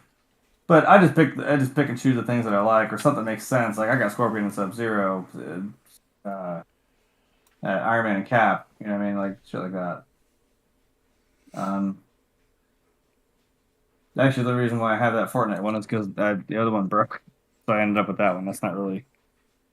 I picked my favorite character. I've got a Fortnite one of Raven, I will admit, but I mean, there's one of Drift, and I'm like, I got it for a friend and it broke, so I bought another one and fixed it, and he's just like, well, I'll just keep it. I'm like, sure. I felt bad. It was a gift, so I'm like, okay, I'll buy you another one. Well, that is Jeremy's big unboxing for this edition. Thank you guys. I'll do one next week. Yeah, there'll probably be another one next week, depending on Yeah. If Jeremy gets to sort of buy another crazy thing that he probably doesn't need. But whatever, he's young; he can spend his money on whatever the hell he wants. Yeah. But not this inflation. I can. there are a couple of more news topics we want to talk about before we get out of here, and one of them is that you never really make it out of Derry for good, do you? Andy Muschietti certainly doesn't. The director who helmed 2 successful It movie adaptations may be returning to the world of one of Stephen King's most famous novels with a prequel series set at HBO Max. The show is currently titled Welcome to Derry and will be set in the 1960s. The box office smash hit It Chapter 1 transplanted King's 1960s set story into the 80s so its leads could end up fighting the clown monster Pennywise in the modern day during its sequel. The show is also said to include the origin story of Pennywise the Clown. Jeremy, what do you think of the idea of an It prequel TV series? Well, everybody's got to have a TV series or spinoff, or we got to keep milking shit. Whatever. I don't know. My first question is there some sort of precedence from like Stephen King that this is a thing, or is it like, has he been like, yeah, this is cool, sure, why not? Or is this just like, hey, let's just keep milking this thing because why not? I mean, I'm not saying it's not good. I mean, I admittedly I still never saw the second one. I saw the first one. I thought it was pretty awesome. I still love the old one. I get it was made for TV in the '90s, so I get what it is. But you can't deny Tim Curry isn't a fucking fun time. I don't know. It's sure. I think again part of the mystery from the clown is like they kind of have like oh look, there he is, like whatever, how many years, like 27 years he keeps coming back. So they see like other old photos of him and they're like, oh crap, there he is again. Like, but that's kind of the mystery that it's terrifying. You have no fucking idea why or what the reasoning is. I'm like, do I need as another scary clown, do I need an origin story for him? Not really, because that's what makes the Joker so damn terrifying. I don't know. This is a supernatural clown though, so I don't know what the. There's some aspects to this that could be interesting. Well, I mean, think about it. Right now, American Horror Story is killing in ratings. So obviously there's room for horror TV series because we've always seen horror played out in film. In the cinema medium, we don't always see a lot of horror-based television shows or episodic shows. True. So we've seen, Friday the 13th, we've seen, Nightmare on Elm Street, we've seen Texas Chainsaw Massacre, and all these great horror films, but it's never really been experimented with in a 6, 8, 10, 12 or more episode thing. So it's interesting that it's interesting that they want to go back to this character or to this world to try that, because I think it could probably do pretty well. I mean, yeah, I'm not saying it. I really liked the first It movie. The second one, it wasn't as good. Narratively, it had some weird things in it that I wasn't a fan of, but I thought it was pretty good overall. Both of the movies I thought together were very, very well. It's probably because It's probably because they actually added in the crap that was actually in the book that was kind of like, Some of the stuff, not all of it. There's some of the stuff that they still left in the book that they were like, we're not putting that in the movie. It's just too weird. But you took a couple steps too far there still, I think. yeah, but one of the things they said in this article I was reading is if they were backtracking through the history of the evil clown creature and his terror-based relationship with Derry, his previous appearance would have been around 1961. The Teenage Losers Club actually makes reference to this cycle when the Ben character does research in the timeline of the supernatural force that is haunting his friends. So there, you can go back. I mean, look, prequels aren't a bad thing if they're done right. So, I mean, I say why not take a shot at this? It's Pennywise from a little bit of a different perspective. Because there is part of me that kind of wants to know, because the book does talk about what Pennywise comes from. He's some interdimensional creature or whatever, giant cosmic turtle, all this other stuff they talk about in the book that they just did not incorporate into the 1990 miniseries that a lot of us grew up watching, like me, or into these Andy Muschietti movies that he came out with a few years back. So there's a lot more about this that you can kind of touch on and explore. I feel like it's probably a smart thing to do to try to do this in episodic form. You can do it. The only problem with something that's a prequel, though, is although I guess if it's different, I mean, it would be different people, right? I mean, those kids wouldn't even be alive. So if it's a different set of people, like, we don't really know what's going to happen with them or what, Because I was like, well, the only problem I have with prequels is I'm like, it kind of loses its suspense because I'm like, well, we know obviously nothing happens to the clown. I'm like, but if you have something that somebody is shown in a prequel, I'm like, well, obviously they live to, what we just saw before. And it kind of doesn't really give me any sort of like, oh shit, this person might die. Something might happen to them. But I guess in this sense, this would be a completely different set of people that he's dealing with. So I guess that's kind of where the element comes from. Like, we know the clown's obviously still going to be there, but whatever happens to the people he starts terrifying. I mean, who knows? Yeah. Now, it should be noted that this is in the very, very early stages. Let's see. It said the new series would take place just a few years after King's novel is set. So right around the time that the kids that we saw in the most recent movies would have been born, maybe about 5 years before. The project is still in its early stages, and there's no official word on whether Skarsgård would be coming back to play Pennywise again. Although that would be really fucking awesome if he did. He said, let's see... But the actor has made it clear during press for the films that he had fun scaring the pants off his co-stars and the world in the role, even if it was so exhausting. Muschietti for his role in it said, as a filmmaker, he loved the story so much that he reportedly shot tons of footage that never made it into either of the films. In 2019, the director announced plans for a supercut of the movie, including additional unseen footage that would run at least, get this, 6 hours. That cut doesn't appear to have materialized yet, but perhaps some of the unused footage will be repurposed for this new series. I'm okay with that. That could be fun. And that's the fun thing about it is if he does want to reuse some of the footage that he shot but didn't end up putting in the films, you've already got most of the filming done. It's really just a matter of editing. You got to shoot. I mean, obviously you have to shoot some stuff.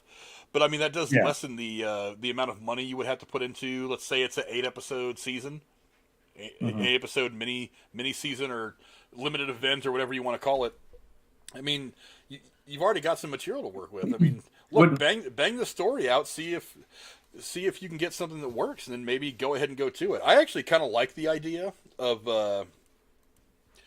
kind of generationally seeing people deal with Pennywise, with the It monster, because in my mind, the black guy, it's not Ben. What's the name of the character in the movie? Anyway, the black guy who sticks around Derry and becomes the historian. Yeah. Why can't there be one of those people for every generation of people that has had to deal with Pennywise the monster, that kind of help guide every generation into their way of either obviously not defeating Pennywise the way that we feel like we saw him defeated in the films, but that at least kind of put him back in the box, or at least have to deal with his chaos. You know what I mean? Yeah, there's still somebody I think it'd be interesting to see that from a different generation's point of view. So you can go back to the 60s and then go back to the 40s and then, back and back in time, because I feel like because society can change so much over the course of 27 years, which is the length of time between when Pennywise comes out to feed.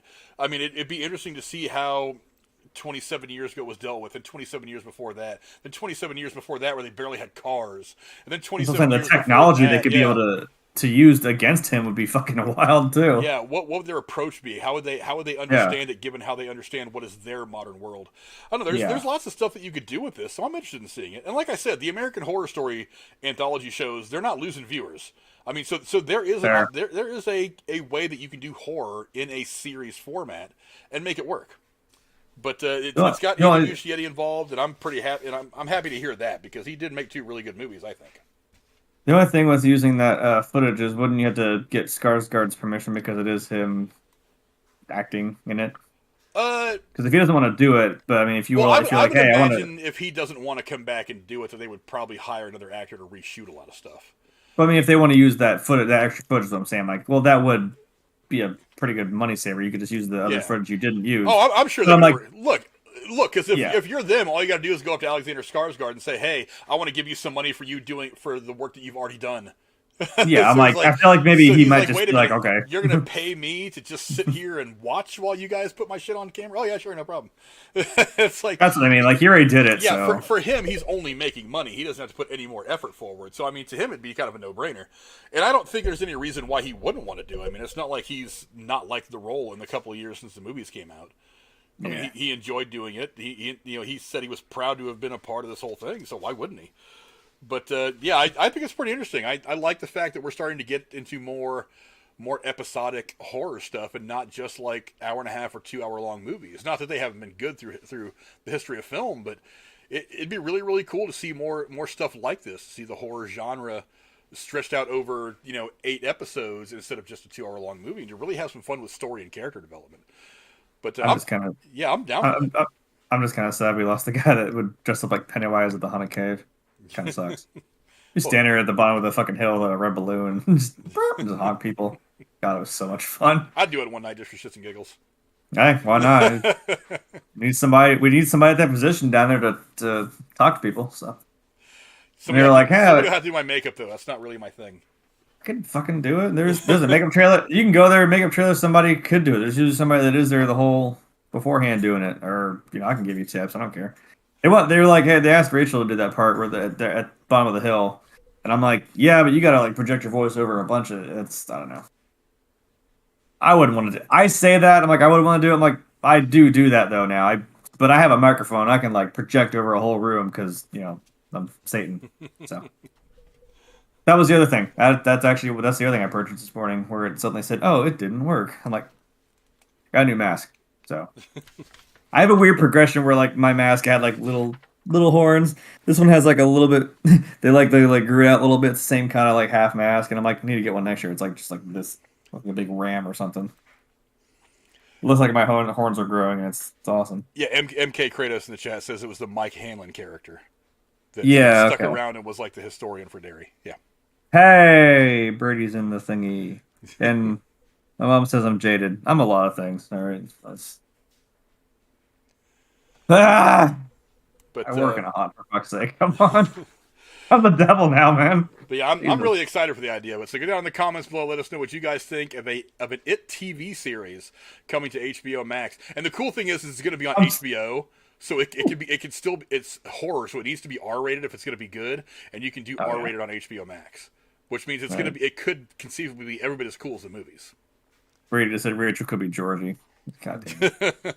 I was talking about your dad, man. I was like, he's not doing the Pennywise thing anymore, which kind of sucks. That's who was doing it. I should, you know what? I should tie like a little red balloon just off the side of like of the devil's chair, just sitting there, just for that. Because we have a golden fiddle painted up there as a joke. If from the devil in Georgia, I get it. we have that as a joke, like attached to the chair. We have a golden fiddle attached to it. Actually, speaking of Pokemon, for some reason, Brian, who has no idea what fucking call you a nerd for doing Pokemon, but he stole some Pokemon hat and put it on there. He's like, isn't that cool? I'm like, you know what that is? You know now that I have to work off of that. Someone my age comes in and they're like, oh, look, Pokemon. And I'm like, I have to make a joke about it now. God damn it. It calls attention. Yeah, he thought he was the very best. Look what fucking happened. That's what I say. Like he thought he was the very best, like no one ever was, and he died. Look at that. I don't know. Well, let's move on to our last topic of the night. One that probably would have been the primary topics tonight had the Oscars not gone apeshit crazy on Sunday night, and that is Moon Knight. Marvel released its next hero on Disney Plus yesterday. Moon Knight gave us its first episode where we see Oscar Isaac's Mark Spector trying to figure out why he seems to be missing time while being chased by Ethan Hawke's Arthur Harrow. Jeremy, you got a chance to watch the episode. What did you think of the first episode of Moon Knight? Holy crap! I can't say I knew what I was. I really that I could know what I was expecting, but like, holy crap, man! I because I'm wondering how they were gonna do this with this. I'm assuming he's supposed to be like kind of like an insomniac, but also like he has the dissociative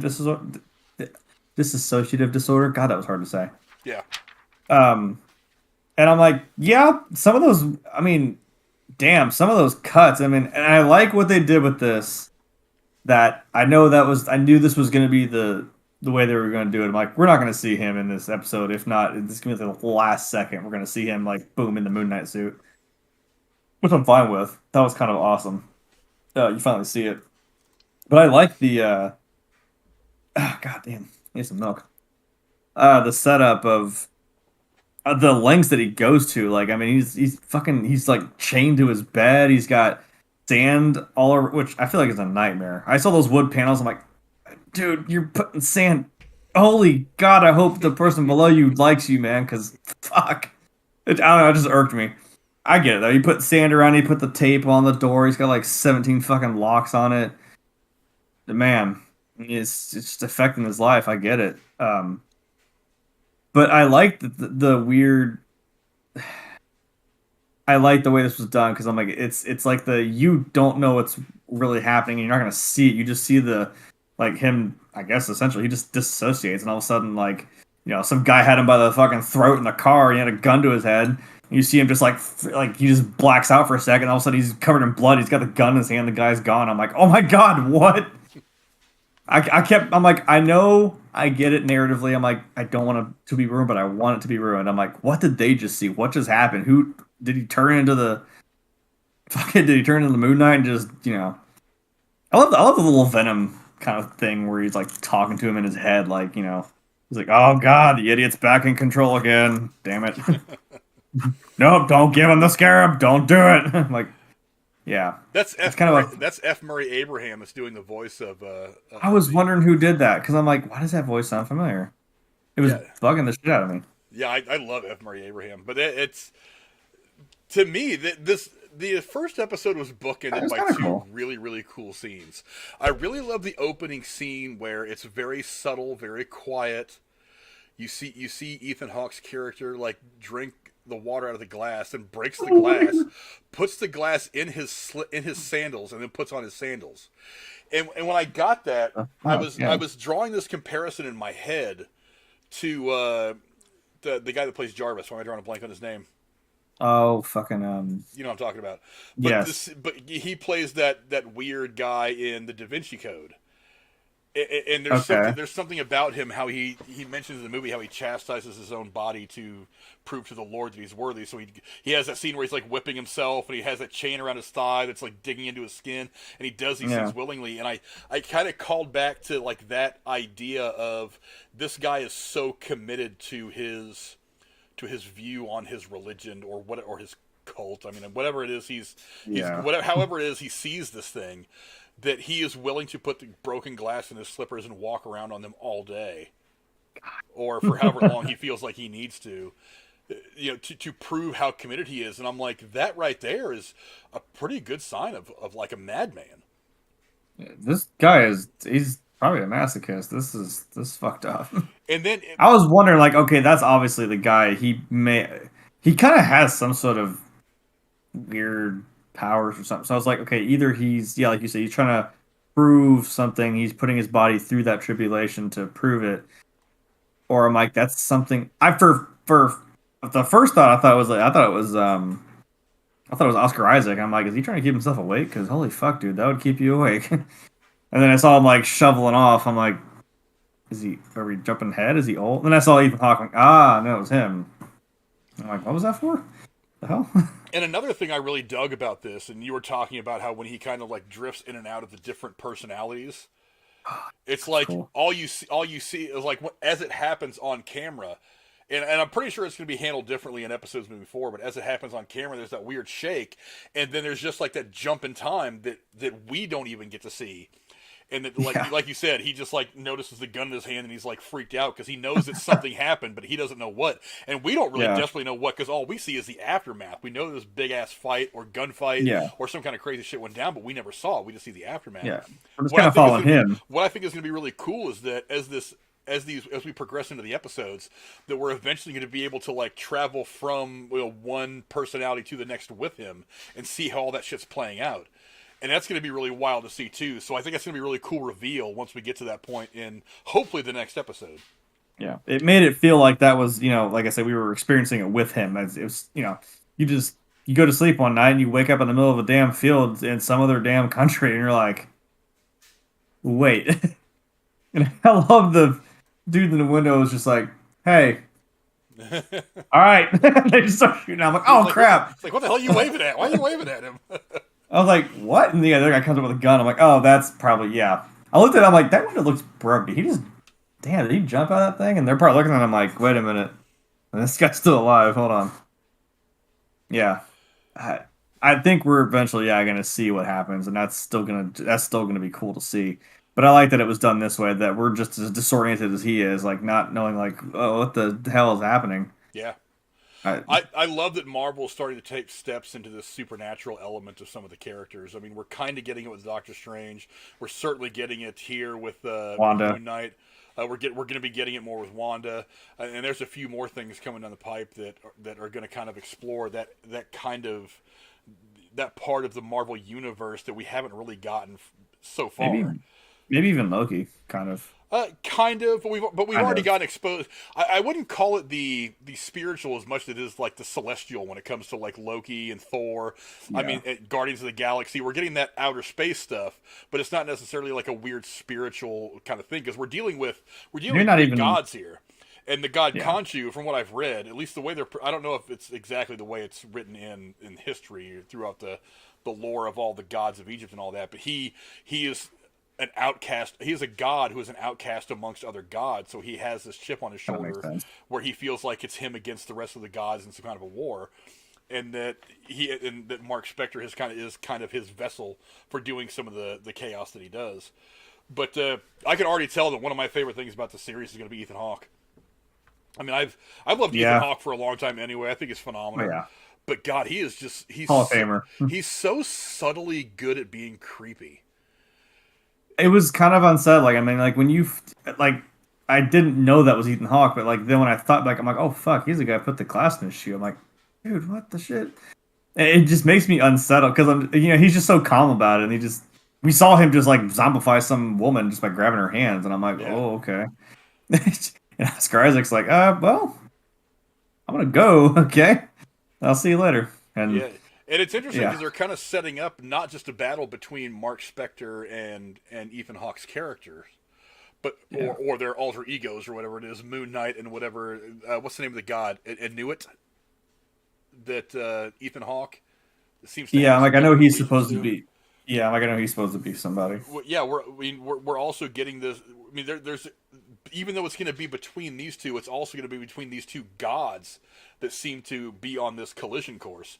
So while two of these guys are battling one another, it's really two separate battles that are going on with just these two people, going at it, going fisticuffs. So yeah, this series is up now. I've heard some people say that they thought it was a bit slow. And I get it, because the first episode is a lot of it's supposed to be introductory, a lot of it's supposed to be kind of set up. The groundwork. Yeah, to lay the groundwork. But I really like this. This is one of my favorite first episodes of anything that Marvel's done in series form on Disney Plus yet. Could I say also, I meant to look, but I needed a nap. But there was some cinematography in this thing that was actually really, really cool. Like some of the weird, the reflections, like when he was talking to the living statue, and it was like that weird. I thought that was supposed to be symbolic when he's like, "I'll see you on the flip," and it's like that reflection, and then it kind of you see the leaf fall and it flips to like, "Oh no, that was the actual shot. It wasn't the reversed one." I'm like, "Whoa!" And there's some of the like the reflections on the glass panes or like in the elevator with Yeah. the mirror shots, and I'm like, some of the stuff you see it for a split second, and they like pan back around, and like you see somebody come up behind him, and you saw him in the glass a second ago, and it pans, it turns around, and you see him. I was like, some of these little camera tricks and stuff was really cool, and it was I don't know if that's I just kind of added the disorientation, but man, Yeah, in the bathroom towards the end of the episode too, like as that weird zombie dog or whatever the hell it was chasing him. yeah, weird It's like, Anubis thing, yeah, yeah, when he walks into the bathroom and there's those mirrors there. There's this one part right before, because we do get our look at Moon Knight in full that's regalia awesome. right at the end of the movie, right at the end of the show, which was awesome. I was But like, that's how you do it. but That there's was this cool. one scene where he turns to walk away and his reflections all stay where they were, and you can see their eyes, their heads just track him as he walks away. And I was like, wow, Yeah. that's a wild shot. I like that they were all like differently, like they were talking to him too. Like the one over here was doing this, the one that was silhouetted was doing something else. And then and he's in the middle, like freaking out, like guys, like no, you're not real, shut up, no. I'm like, yeah, it was really cool, and just the way some subtle things, like when he looks at his floor and he like, wait a minute, like he sees the scratch and he like pulls the table, like wait a minute, there was this little thing, breaks the board and he has the cell phone in there and then that card to something or a key to something. And I'm like, what is this? What is this? I'm like, it had me. I'm like, it's again, if you feel like you're following the character who also has no damn clue what he was doing. So, I mean, I don't know, it had me hooked. Yeah, I like what you said about how we're just as confused as he is watching. Yeah, it's like it's like that's the fun of it. we are not like a point of view perspective, but we're seeing it kind of the way that he's seeing it. Yeah. In that we're all kind of like, wait a minute, what the hell's going on here? And then the entire series is going to be us piecing it together the same way his character is piecing it together. So we're Yeah. experiencing it like Cool. right alongside him in a kind of a unique way. So yeah, I love this first episode. I thought it was phenomenal. I'm really I- excited for this. I'm really excited. I really want them to build this up to something they can do in a movie, because I really like That's what what I'm they've wondering. done episodically with this stuff, with this WandaVision, Falcon and Winter Soldier, that kind of thing. But I do feel like this character's fucking badass enough to put in a movie.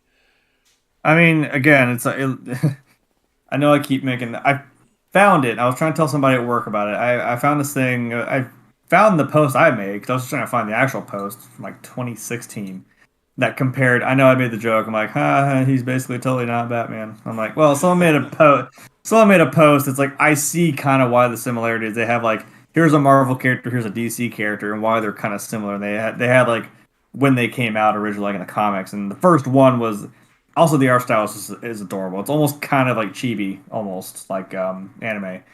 But it had Batman and Moon Knight was the first ones. I'm like, I kind of see what you mean, kind of comparatively. They have ones like like Darkseid, Thanos, Doctor Fate, Doctor Strange, Solomon Grundy, and I almost said the Thing, but that's not. That's still kind of that's a good comparison. Um, Hawkeye and Green Arrow, shit like that. But I lost what I was gonna say. But oh right.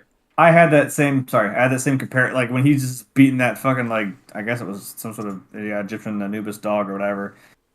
I was seeing Pattinson. He just like beating the shit out of it with his fist. And I was like, whoa, dude. All right.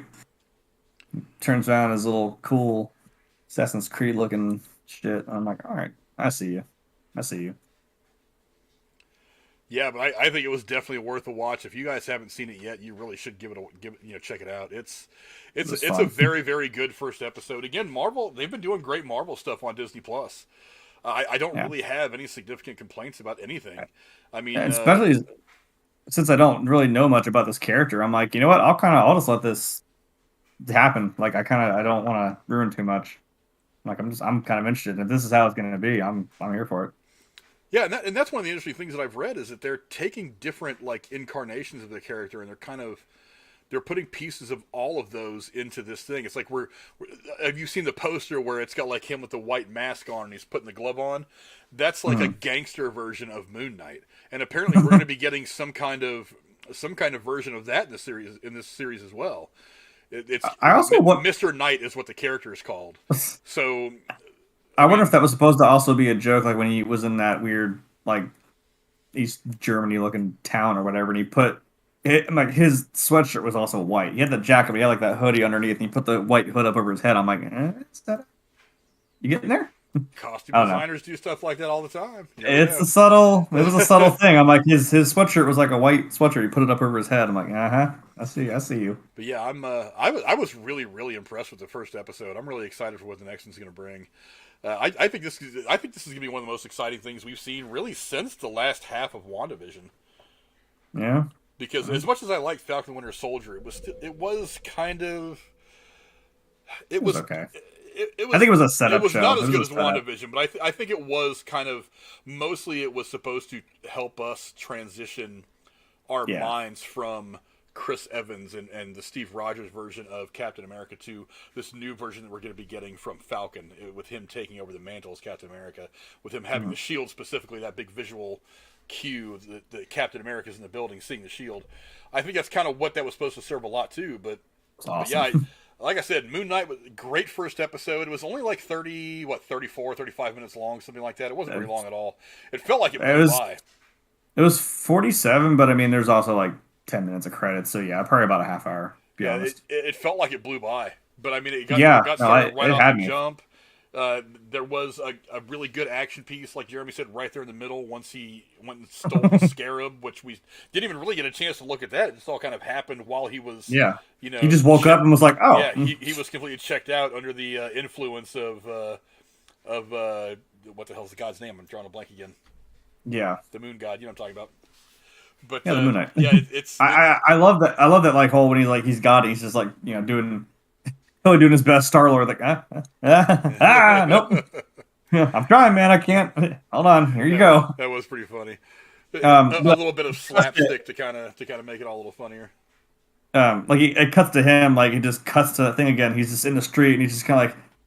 You see people like backing up too, and he's just like, hey, and it's like covered in blood in his hand. He's like, hey, sorry, I'm gonna go. I'm like, yeah, what'd you do? Because everyone around you was just like, whoa, like backing up. Like, yeah, holy shit. I can't wait to see it.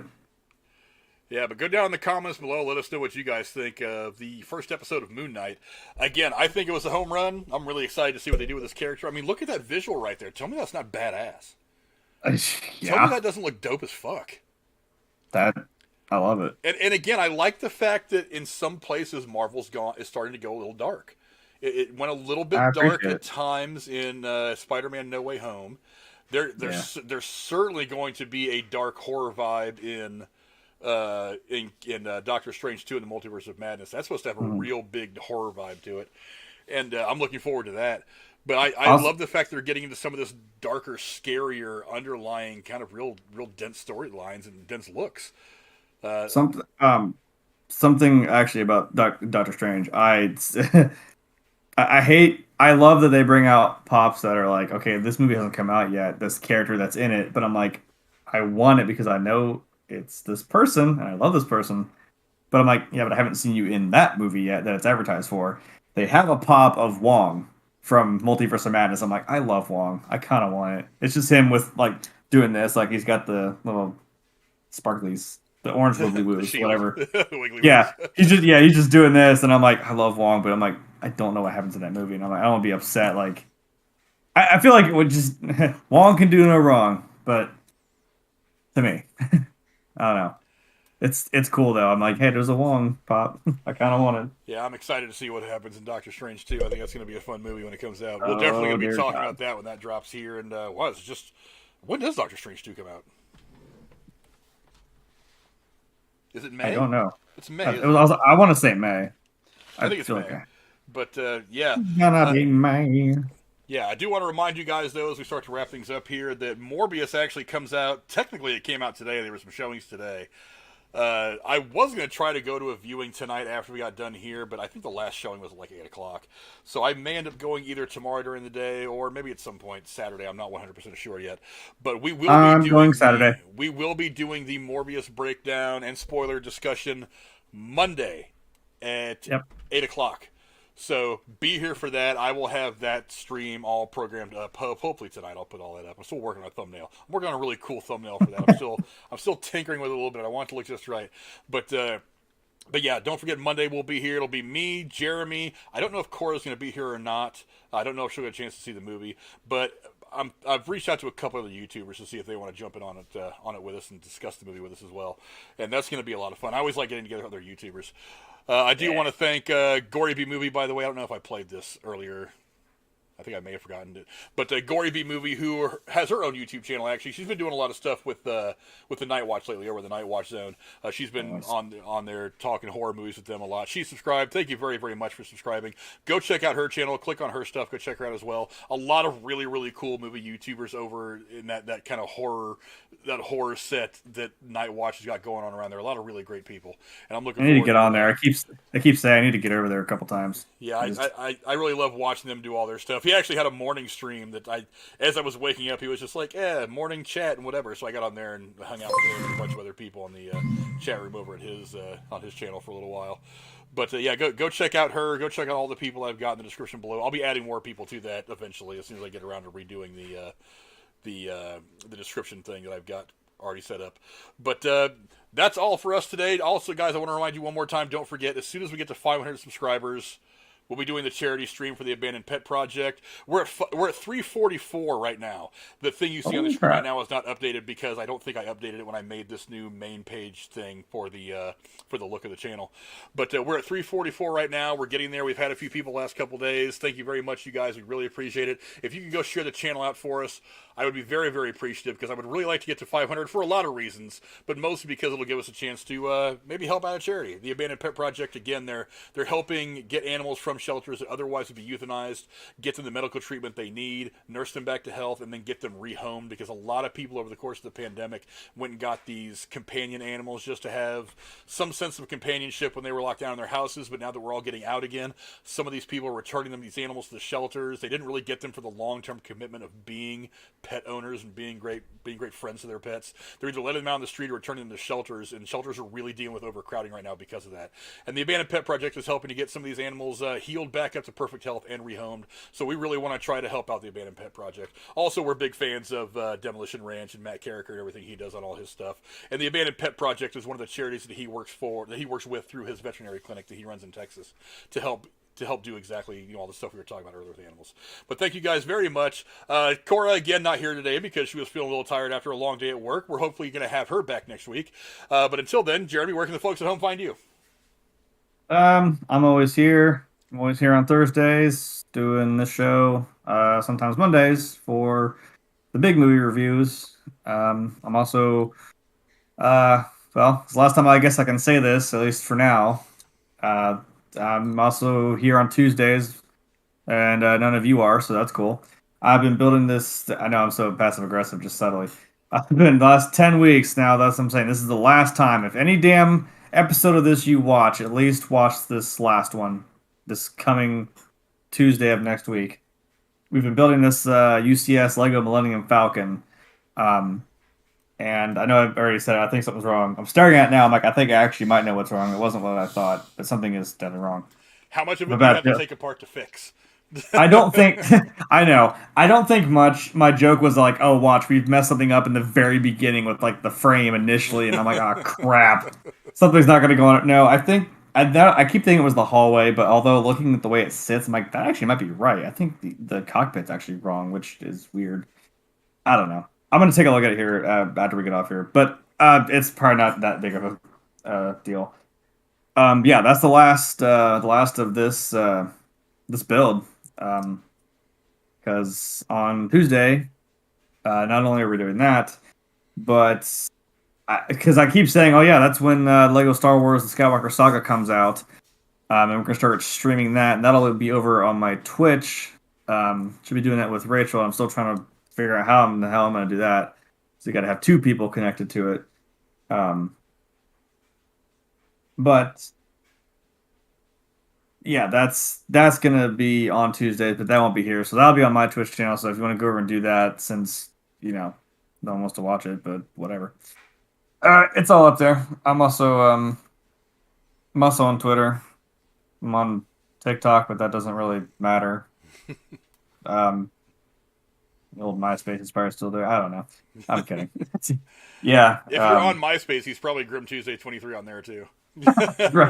Actually, probably because that was about when I got like that was in like 7th grade. I'm kind of proud of the fact that I had said something on Twitter about making that like in most games, depending on what era it's from, no matter what, I try to make like Grim as the character that I've always seen it. And I kind of realized I'm like I saw this TikTok of Alice Cooper. I'm like, fuck, I basically dress like Alice Cooper, don't I? I got like the little tailcoat and the top hat, and I'm like, okay, yeah, whatever. Alice Cooper's cool. Shut up. Yeah. But I put something out there. I'm like, I'm trying to make something that looks like my own thing that I have with it, just for my gaming shit, but also stays kind of true to what it looks like in the book. And he actually liked the author of the book actually liked my tweet, and I was like, I'm trying to do this right, and I hope I do it, justice. And he liked it. I was like, cast me in the movie, please. He said he wanted to do movies of the book series if it was done right and by the right people. I'm like, hey, cast me for the part. I'll do it. Yeah, but that's pretty much it. I do want to take a minute to shout out the chat, also to end the poll, and it looks like it was a lot of 67% of you said that yes, the Academy should take Will Smith's Oscar away after his outburst on the stage on Sunday night, and 33% of you said no. I am of the no camp, but hey, thank you all very much, all 24 of you that voted, for engaging like that. We really appreciate it. I want to say thanks to everybody who's in the chat. Penny the Pooh, JCS Footrub, MK3 Kratos, thank you very much. That's the Stream Element spot. I was about to say the name. BJ is Jeremy's wonderful mother. Thank you very much for coming and hanging out with us today. Casey is Raw. What's going on, my man? Federico Garza, another great guy in the community. Derailed News and Podcast. You can find me over on his stuff on Sundays. Let's see, JSP was in here for a little while. Who else is in here? I know I'm missing somebody. I know some people came in kind of late. Pepperoni was in here. What's going on, Pepperoni? TSS2, one of the great guys in the community. Broden Gamer, that's the guy that was with you a couple of days ago putting the Falcon together, right? Mm-hmm. Yeah, go click on his channel. He's got a gaming channel, so go check out his channel as well. I might actually be on. He said something the other day. He's like, hey, once I get some stuff situated. Ironically, he's got, of course, some Lego Jurassic Park sets. He's like, hey, you want to come over and do something on my channel? We can put some of those together. I'm like, I'm totally down. Hey, you want a game together? That's fine. Shit, I forgot to mention that. I'm also on the not when I'm not going to be streaming. That's for the the Lego Star Wars is just for the Twitch stream. I may also do this, but the other game I've been doing kind of to fill the time in between is I went back to PUBG, and I've actually been having kind of a lot of fun. So going back there, and I actually got a dub a couple days ago. Nina's kid got a, I say kid because he was like 16. I didn't know that. He didn't know I was 29, so that was fun. Look, it's just funny when he's like, oh yeah, I'm like 16. I'm like, oh my God, I'm like twice your age. Holy shit. You're gonna carry my old ass to victory. And he did. Like, I actually got down. It came down to us two versus one guy. It was a duos, and yeah, he fucking took that kid out and we got the win. So it was kind of fun. Yeah, I enjoy it. I want to point out that I'm so much older than you, and I'm hearing you refer to other people as kid now. You know how bad that makes me feel? How old I know, I'm like, think of how you feel is how I feel. The gray doesn't do enough to make me feel old. Now I've got somebody who's like 20 years younger than I am calling somebody else kid. Oh, God, it's depressing. He has a kid. He's underage. I was just like, oh my God, what? Like I said earlier, no amount of money in the world ever bought a second of time. That's something it's been rattling around in my head a lot lately. But as for me, yeah, Broody Gamer's calling me an old man. You're not wrong. Or he's calling you an old man. I don't know. We're both getting to be old men anymore. God. He's 2 years younger than me. We share the same exact birthday, but he's actually 2 years younger than me. So I don't know who you're really calling old man. Come on. As for me, you can find me here every Thursday talking about all the cool stuff going on and news in the world of entertainment, television reviews, and all that good stuff. You can also find me Sundays over on the DORL News and Podcast, where we talk about all the other craziness going on around the world, around news, Ukraine, all the craziness that people get into. We make fun of them and have all kinds of fun there as well. And like I said, Lady Cora should be back next week. Don't forget, we will be back here Monday at 8:15 for the Morbius spoiler discussion. So hopefully you guys will get a chance to see the movie. You guys can join us on Monday. If you do, feel free to come in. We're going to have some fun. And there's also a couple other things I'm talking to some other people about doing with the channel. We're going to get to that. And I'll be talking to Jeremy about something here in just a minute that I want him to do with me as well. But yeah, thank you guys for coming and hanging out with us again. Thank you to Pure Country Randy Viper for donating to the channel tonight. And we will see you guys next week. Adios.